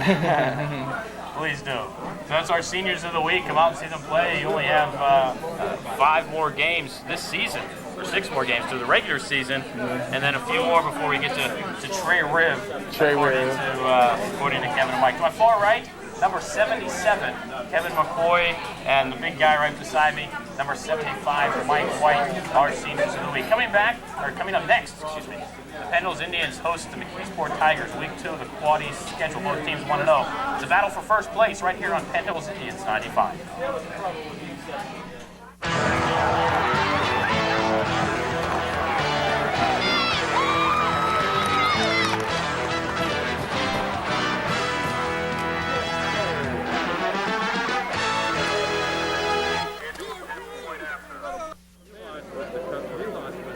Welcome to Penn Hills Indians Football 95. It's Week 5 of the WPIAL season. The 4-0 Penn Hills Indians take on the McKeesport Tigers in Week 2 of Quad East Conference play. Both teams 1-0. Bob, tonight's game for first place, but I think bigger things are Penn Hills looking to establish themselves as the dominant team in the Quad East. I think it's a big test. They survived a big test last week, and the upstart Plum Mustangs did the Penn Hills Indians in an exciting 35-28 double overtime win. McKeesport, they haven't lost a conference game since 1993. Last year they had the dream season going 15-0, winning the state championship and the WPIAL championship. And I think one way to look at it, and McKeesport definitely looks at it this way, they're the top dog. They're at the top of the mountain. Until someone knocks them off, they are still the number 1 team in the Quad East, so it's a big test. McKeesport Tigers, they run the wishbone offense. Their leading rusher this season, quarterback Bill Isber, but he's also not afraid to put the ball in the air. Well, he will throw the football, though. They mirror Penn Hills in that case, where if they don't have to throw it, they won't throw it. They'll throw it to keep you honest. Last week, McKeesport completed only 1 pass. It was a 20-yard touchdown pass from Isber to Monta Stifford. And Isber, as you said, their leading rusher, so they run the option attack, and he's not afraid to tuck it underneath and run the football upfield. And you know the Penn Hills Indian offense, they're run, but they can throw it if they can. Neil Gordon says he'll run it up the middle, and he'll run it all day. If they don't stop it, he's just going to keep running the play. Well, if you don't stop it, why? If it ain't broke, don't fix it. That's how the expression goes. Dwayne Thompson averaging over 6 yards a carry. You have Victor Strader averaging over 5 yards a carry, and as a team, they're close to 5 yards a carry, so they've been very successful on the ground. And last week, they showed success throwing the football against Plum. Lenny Gilmer in the second half was 3 of 3, and he was 5 of 7, I believe, on the evening last week, and almost 100 yards. So they did have some success throwing the ball last week. Obviously a big test tonight for the Penn Hills Indian defense, but a big key, special teams, the kicking game. The kicking game will be a key. We've had Dave Zakia do a fine job all year. And for McKeesport Tigers, they like to pull a little trickery. They've attempted 4 onside kicks already this year. And maybe we'll see it again tonight. Who knows? But Penn Hills will be prepared for McKeesport's kicking game. They also ran 3 last week against Woodland Hills, but also tonight expect the Penn Hills Indians to try to block some kicks. That's always the key to the game. Special teams can turn a game around one way or the other via the return or a block here, and I think you're going to look for that tonight from the Penn Hills special teams. The Penn Hills Indians, McKeesport Tigers, both 1-0. The Indians tonight looking to end the McKeesport Tigers' 19-game winning streak. Sit back, relax. Coming up next, the Penn Hills Indians, the McKeesport Tigers, right here on Penn Hills Indians Football 95. Very pleasant good evening to you, along with my broadcast partner, Bob Orquist. I'm Bill Navarre. Great to have you along on a Friday night. And Bob, what a battle tonight will be. The McKeesport Tigers, 19 straight conference wins. Yeah, as we mentioned in the pregame, it's been since 1993 that the Tigers have lost a conference game in the Quad East. And we mentioned the dream season last year, and Penn Hills was the closest team coming to knock them off last year. An exciting game at Tiger Stadium in McKeesport. They were done in by the outstanding running back of Penn Hills and the great individual talent, Jermaine Cromarty. Cromarty's touchdown run with under a minute to go last week proved to be the winning points as McKeesport knocked off Penn Hills 21-14. And also the following week, that victory hurt Penn Hills dearly as well because of the many injuries. Penn Hills banged up, goes into Woodland Hills the following week and loses again in the final minute. The 2 losses end up knocking them out of the playoffs. One of the best teams in WPIAL sitting out of the playoffs last season.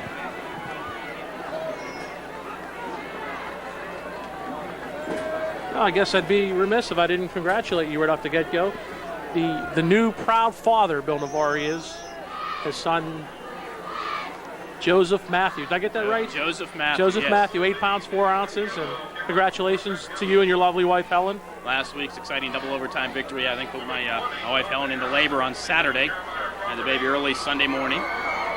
Mama and baby doing well. Thanks a lot, Bob. And they fit it right in around the game schedule, so it was good.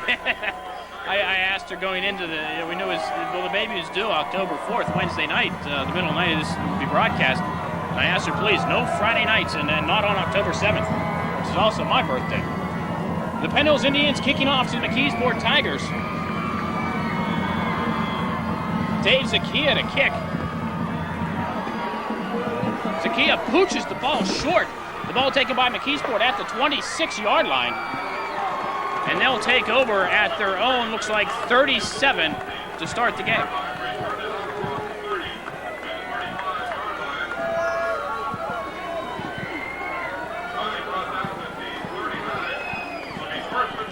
McKeesport Tigers run the wishbone offense led by number 5 quarterback Billy Isper, also the leading rusher for the Tigers. One pass last week against Woodland Hills was a 20-yard touchdown pass. And Isber leads the way again, and he goes nowhere. Tries to fall forward for a yard. The officials will give it to him, but the Penn Hills defense stacking up the McKeesport offensive line early on.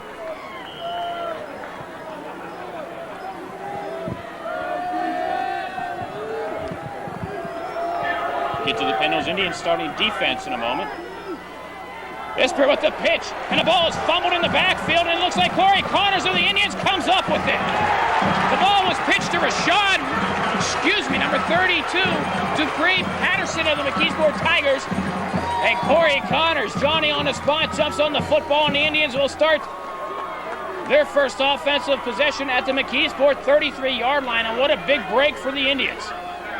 Give Corey Connors credit, too, because it looked like Patterson was going to fall on the football as it was rolling around, but Connors came in like a shot, and he made the recovery. Looks like a little mix-up on the Penn Hills offense.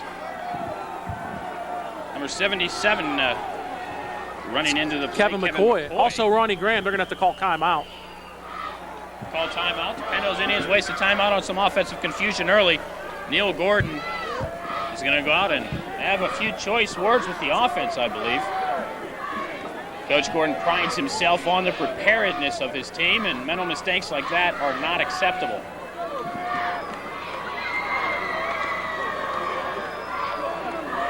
You see him calling to Ronnie Graham.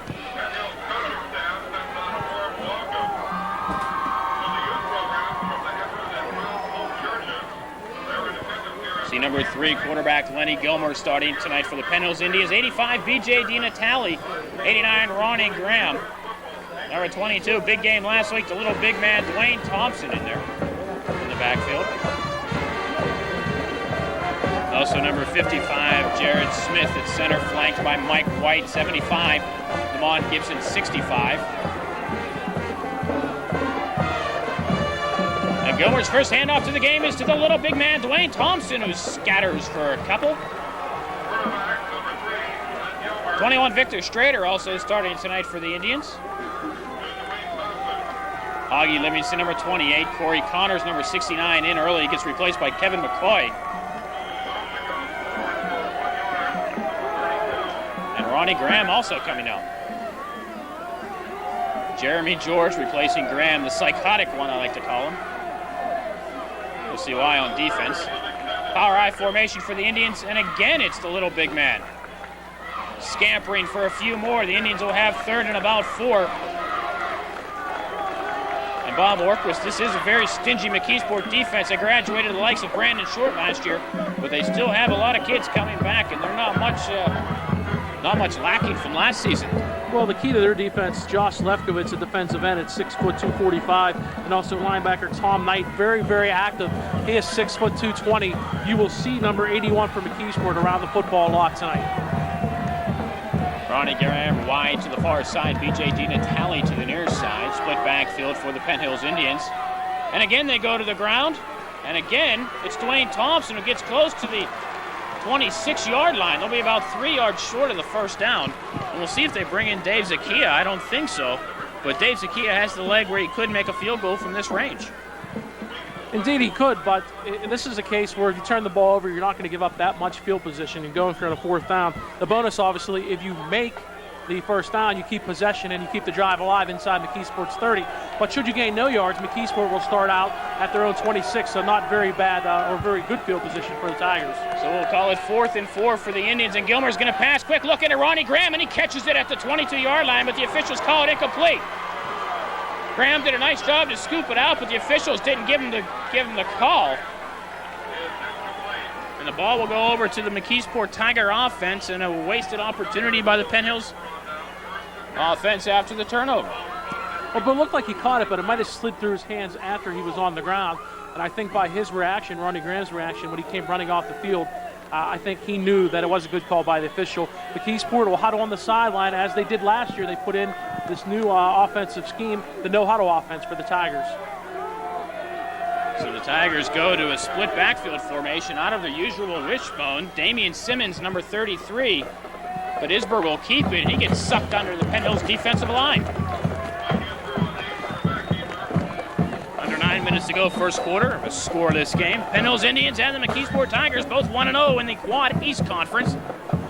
Big matchup in week 2. The conference schedule is the same year in and year out as far as order of teams you play.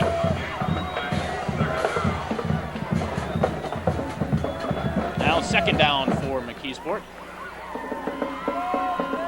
And Isberg gives to the first man through, Casey Holtzman. And Holtzman looks like he'll pick up about 5. So it'll be 3rd and a long 5 now for the McKeesport Tiger offense.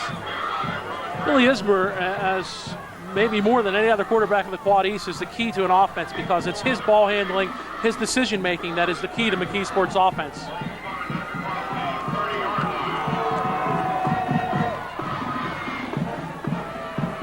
Second back through is Dupre Patterson, who fumbled earlier, but Patterson picks up 2, and now it'll be 4th down for the McKeesport Tiger offense, and they bring in the punting unit, and I know the Penn Hills Indians will be looking for some punt blocks, but we'll see if they go for it early on, or if they're going to set up the return with the little big man, Dwayne Thompson, number 22, back to receive. And again, they should get good field position up or close to midfield. They had excellent field position after the fumble, starting at the McKeesport 33, but they turned that opportunity over on downs. Number 81, Tom Knight, back to punt for the Tigers. Bad snap, and they sucked under. Another break for the Penn Hills Indian defense. The offense will take over early, and we talked about the Penn Hills Indian punt rush. Well, there it was. McKeesport had protection on it, but they didn't do a good job with the snap. Knight fumbled it, and he didn't pick it up. It gets caught for a big loss, and again, great field position for Penn Hills. So the Indians will take over 1st and 10 at the McKeesport 17-yard line. Wasted an earlier opportunity on a McKeesport fumble. Hoggy Livingston and Dwayne Thompson in the backfield. And it's Hoggy Livingston. And Livingston will go for the Penn Hills Indian touchdown. Hoggy Livingston scatters 17 yards, and the Indians are up early with 7:03 to go, first quarter. Penn Hills 6, McKeesport nothing, and Dave Zakia will come on for the point after. We haven't seen much from Hoggy Livingston so far through the first 4 games. Now here he goes, the first carry tonight, 17 yards and a touchdown. Perhaps the case of McKeesport keen on Dwayne Thompson. Took him 19 seconds to get in, and on the year, Livingston had only 12 carries for 22 yards. 8 was his longest run. This will be his tops on the year, the 17-yard run for the touchdown. Zakia to kick out of the Victor Strader hold. Jeremy George on the snap. Snap low, hold good. The kick is up. And the kick is kick goes wide to the right. Victor Strader did a nice job to get the low snap up. But Dave Zakia pooching the ball just off to the right, but the Indians still up by a score of 6-0, 7:03 to go, first quarter.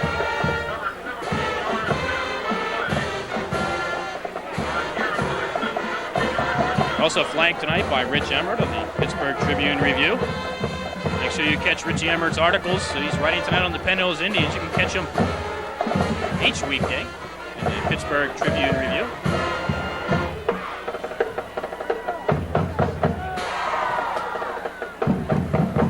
So 2 big breaks are literally going for Penn Hills. They can't take advantage of the Dupree-Patterson fumble, although it does have a field position factor. Penn Hills looking for a punt block tonight, and they didn't really have a chance to. Knight fumbled the snap, and because of the pressure, he was dropped for a loss of 16, and it took Penn Hills 1 play. The Garrett Livingston touchdown. Number 21, Monta Sifford, down deep for the McKeesport Tigers. Dave Zacchia's last kick went to the 30. We'll see how he does this time, and he pooches the ball up in the air again, and Sifford will take it at the 10-yard line. Gets out to the 20-yard line, breaks a tackle, but he's brought down from behind. Looked like number 36, Scott Davis, in on the tackle. Davis did a good job because Holtzman broke the initial penetration from the Penn Hills wedge, and it was Davis or no one. If he gets outside of Scott Davis, it's a touchdown. However, McKeesport starts their 3rd drive at their own 25.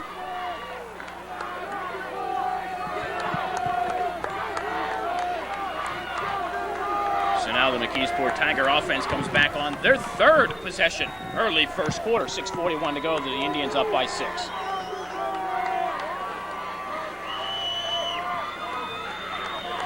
First man through is Holtzman.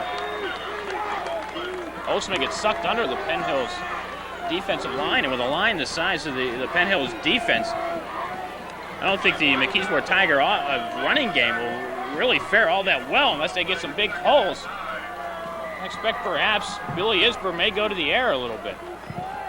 Number 80, Paul Ball, wide to the far side. And Isber is going to throw as he rolls out to his right. And he just overthrows Dupree-Patterson out in the flat, and it'll bring up 3rd and long now for the McKeesport Tigers. That's the kind of passage you'll see McKeesport go to. Last week they had only 1 completion. It was the 20-yarder touchdown pass to Monta Sifford. This time Patterson was open short in the flat. Isber's pass a little too tall.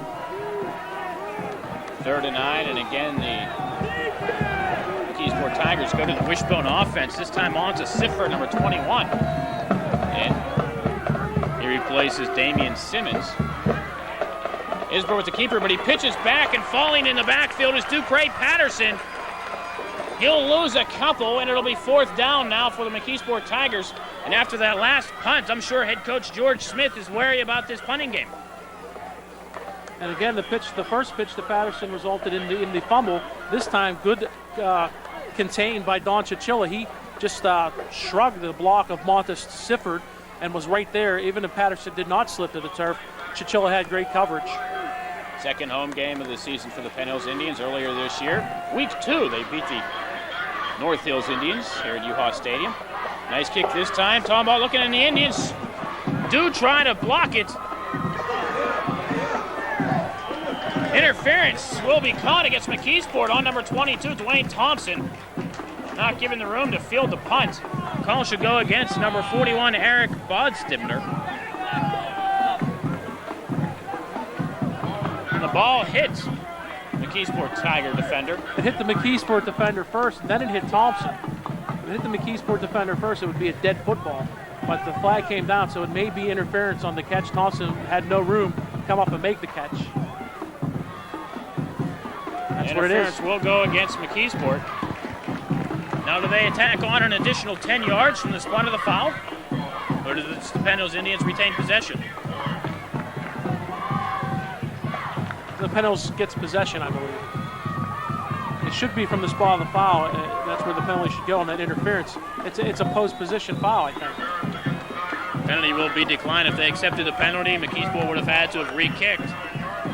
Although I really can't blame Penn Hills for wanting McKeesport to well, maybe re-kick. I'm fogging on that rule, but I thought it was tacked on from the spot of the foul, but it would have been a re-kick, and in this case, you got a field position at midfield, so maybe a good decision by Penn Hills not to take that penalty. With all the rule changes the WPIAL has thrown upon us this season, perhaps that is one. Lenny Gilmer's rolling, looking to throw. Wide open is Jeremy George across the 30. One man to beat brings him down inside the 30. Jeremy George wide open across the middle. If it wasn't for Jeremiah Cromarty, Jeremy George would go for 6. So the Indians go from the 49 to the 23. 28 yards. 28-yard pickup, so says Bob Orquist. And Ronnie Graham comes off the field. Damian Germany wide to the far side. And the Indians go back to the little big man, Dwayne Thompson, who gets close to a Penn Hills Indian first down. Thompson inside the 15, just inside the 14, needs to get to the 13 for a first down. We'll call it a pickup of 9, bringing up 2nd and 1 for the Indians at the 14. 4:25 to go on a running clock, first quarter. Along with Bob Orquist, I'm Bill Navarre. Great to have you along on a beautiful Friday evening in Penn Hills. Good crowd on hand tonight for the Penn Hills Indians. I see Penn Hills Mayor Bill DeSantis in attendance tonight. Great to see the community at large represented by the mayor. And Gilmer on the keeper will pick up the first down. Called a pickup of about 3 down to the 11. And the Indians will have 1st and 10 from just outside the 10. They will be able to pick up a first down. Well, they gave you a quick look at Eric Gordon from midfield, and the pass worked effectively. 28 yards to Jeremy George, the pass of Glenn Gilmer, but then right back to the football ground, right back to Neil Gordon's bread and butter football. Dwayne Thompson with a big pickup of 9 yards. Then the safe play, the quarterback keeper, the 3rd first down of the first quarter for the Indians, and they got 1st and 10 at the 11 of McKeesport. Of course, the Indians, interesting, they threw on first down. And here goes Dwayne Thompson up the middle, down to the 1-yard line. 1st and goal for the Indians from the 1. And the little big man running like a big man again. We saw him with some big runs last week against Plum. 5 touchdowns. Could be short. Dwayne Thompson. They're going to spot it at the 2. So it'll be 2nd and 1 from the 2. And I think the Indians really have it down to waste here. They can get creative if so desired, but the way the running attack is going, just punch it in from here. No need to get creative, because if you're stopped on a bread and butter run, you still have 2 downs to either get a first down. You don't have to score with 2 yards. You can't pick up a first down inside the 1-yard line. All right, for the Indians, second man through, Dwayne Thompson into the end zone. Thompson with his 6th touchdown in 2 weeks. Gives the Indians a 12-0 lead with 2:58 to go first quarter. And so far, this team, the McKeesport Tigers, do not look like a team defending a state championship.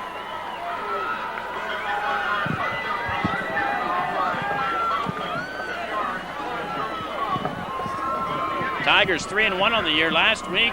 Upset Woodland Hills at McKeesport by a score of 14-13. Indians going for 2, and why not? Pitch back to Victor Strader on the outside, looking for some running room into the end zone. Fumbles the ball, picked up by Gilmer, and he cuts it in for the conversion. I don't know if Strader got in for the conversion. If not, Lenny Gilmer picks up the fumble and scats it in. And the Indians pick up 2 points to make it an even 14-0. So did you see if Strader got in or Gilmer on the fumble? Gilmer on the fumble, either way. Gilmer will get credit for the run in. As Strader fumbled at about the 1, and Gilmer was Johnny on the spot. They get the 2-point conversion, and Dwayne Thompson, 6 touchdowns now in the last 2 games, 5 in the big overtime win last. He has now 8 touchdowns on the season. Does the little man, Dwayne Thompson. This time more conventional, up over the top. You're going to call that a plunge, not really a run. And it's 14-0 Penn Hills. So Lenny Gilmer will get credited with a 2-point fumble return.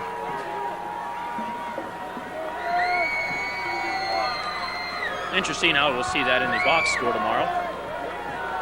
I'm sure the Tribune Review will have it right. No doubt, with Rich Emmert on hand. Of course, they had it right last week. Post-Gazette incorrectly having Victor Strader with 3 touchdowns, when Thompson had all 5. Nice kickoff by Dwayne Thompson, taken by Monta Sifford. Sifford with some running room up the gut, but he's brought down at the 35.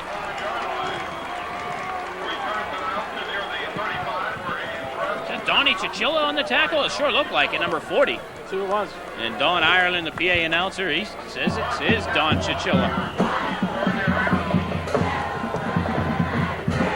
So now the McKeesport Tigers with their 4th possession of the first quarter. 2:40 on a running clock. 14-0 Penn Hills.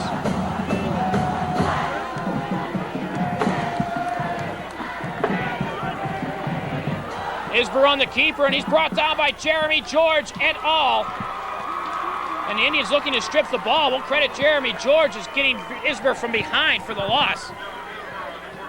And there he is again, Jeremy George. What a year he's having. And Bill, I think it's George's job to key on Isber. He's been looking for him every play. He kept it that time, and once again, King Jeremy the Wicked was right there to make the tackle for a loss of, actually a half a yard. We'll give him no gain. They call it loss of a half a yard. Isber gives to the first man through this time. I think it's number 31, at least it looks like. Number 31, Casey Holtzman. And it is.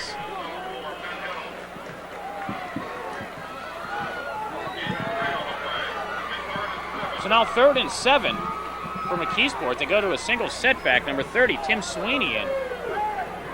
Twins, in fact, we'll call it Twins to the near side. They have a back in the slot. Almost trips as Patterson is in the slot. And Isber's looking. The Indians maybe call for offside. And Jeremy George forcing a fumble. The ball picked up and falling down is Garrett Livingston. It's called an incomplete pass. Oh, my. They call an incomplete pass on the play. No flags. It'll be 4th down. I believe the ball was clearly a fumble as George came from behind to strip the ball from Isber. And as you said, Jeremy George keying on Billy Isber. That time it was just pure speed. Isber was rolling to his right. George came from the left, chased him down. And I don't even think he had his arm in motion. He just got hit. And Garrett Livingston had the fumble. And Penn Hills were at an excellent field position inside the McKeesport 30. And again, the Penn Hills Indians look to block the punt, and they just get the ball away. That's going to be terrible. It'll be called for roughing. The flag will be brought on. Now the question is, can it be roughing if he fumbles the snap? I guess it will be because the flag is there. Flag dropped at the 25, and the McKeesport Tigers get a break. And I think it's the roughing that's waved off if the ball is deflected. And it was not deflected in any way. So that'll be the initial first down in the game for McKeesport comes via the penalty. So now is the penalty marked off from the I guess it will be marked off from the line of scrimmage and not the spot of the foul. So it will be good enough for the McKeesport Tigers' first down of the first quarter, and it comes with 1:08 to play. And we talked before the game, the Penn Hills Indians punt block will be coming tonight. They feel they can get in and block the kicks. They went for it again. Bad handling of the snap by Knight. He got tackled earlier for loss of 16. This time he barely got it off, and Penn Hills did not deflect it. They get called for the roughing. If he barely got that off, because if he fumbles and hesitates anymore, he would have been tackled for a loss once again. Now single setback for the McKeesport Tigers. Isber with the keeper, and oh my! Isber was introduced to Corey Connors. Talk about objects in motion, staying in motion. I think Billy Isber had another force acted upon him. So now 21, Monta Sifford, Casey Holtzman 31, and Dupre Patterson 32 in the backfield. Paul Ball split to the near side. Isber with the keeper. He does pitch back this time to Monta Sifford, looking to get on the outside. We'll give a pickup of 3. And nice pressure on Isber by number 43, John Davidson. He got in the face of Isber, who quickly got the pitch back to Sifford. And that'll be the end of the first quarter. And what a grand first quarter it was for the Penn Hills Indians. After one, Penn Hills 14, McKeesport nothing. You're watching Penn Hills Indians 95. Second quarter about to get underway with the Penn Hills Indians up by a score of 14-0. And the McKeesport Tigers will have a 3rd and 4 from just outside the Penn Hills 41.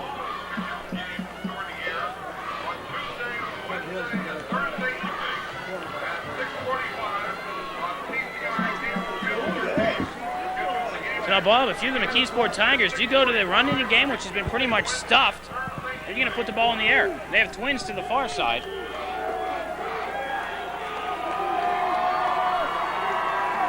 We'll see what Isber does. Paul Ball comes in motion.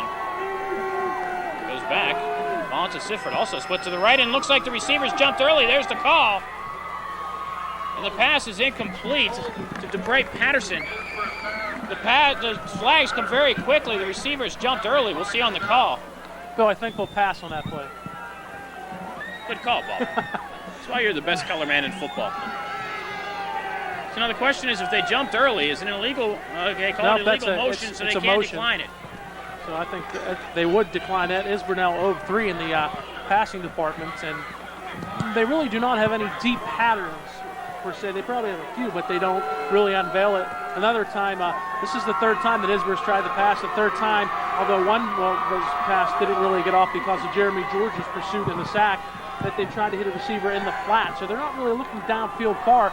Even if number 32, DeBree Patterson, catches that, he's still about 1.5 yards short of the first down. Watch McKeesport. I have a feeling they're going to try to fake this kick.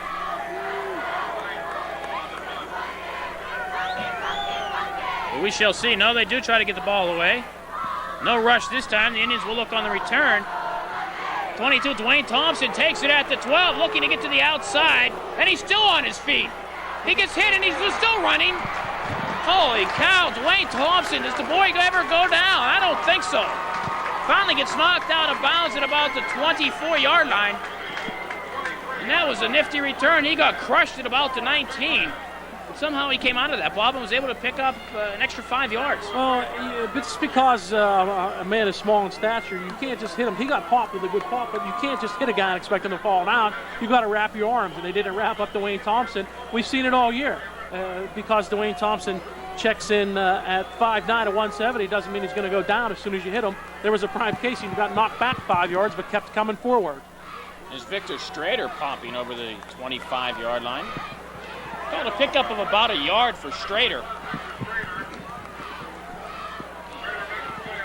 Officially on the stats, Thompson is averaging 8.5 yards a carry. Strader 5.5 yards a carry, and the team is averaging 5.5 yards a carry. So that is the outstanding job the Penn Hills rushing offense has done, and you got to give a lot of that credit to the offensive line.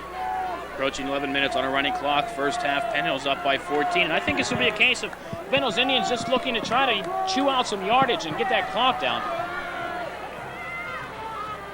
And there goes Hoggy Livingston with his second carry of the game, looking to break to the outside. Livingston will get the first down for the Penn Hills Indians.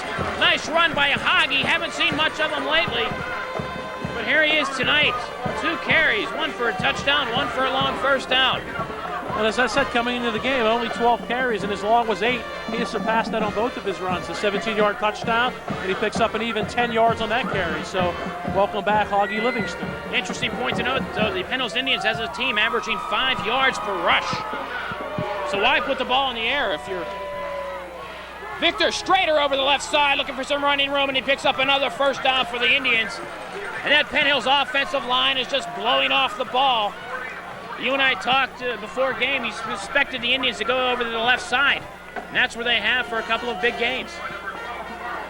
Indeed, and there Carl Cash makes the tackle, but their offensive line the entire year has done the job. Gibson, White, Corey Connors, Kevin McCoy when he's in there, Ted Fitzpatrick, Left Jared side Smith. Of the offensive line is, of course, Mike White, Kevin McCoy, and Jeremy George, but this time they come to the right with Victor Strader on the sweep. And Strader looking for some running room around the outside. And Strader picks up another Indian first down. And the Indians just chewing up the yardage on the ground.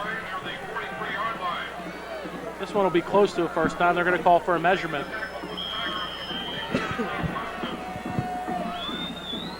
Needs to get 2. It looks like the 43-yard line. Can't see where they spotted the ball on the near side because Coach Timko is standing in the way.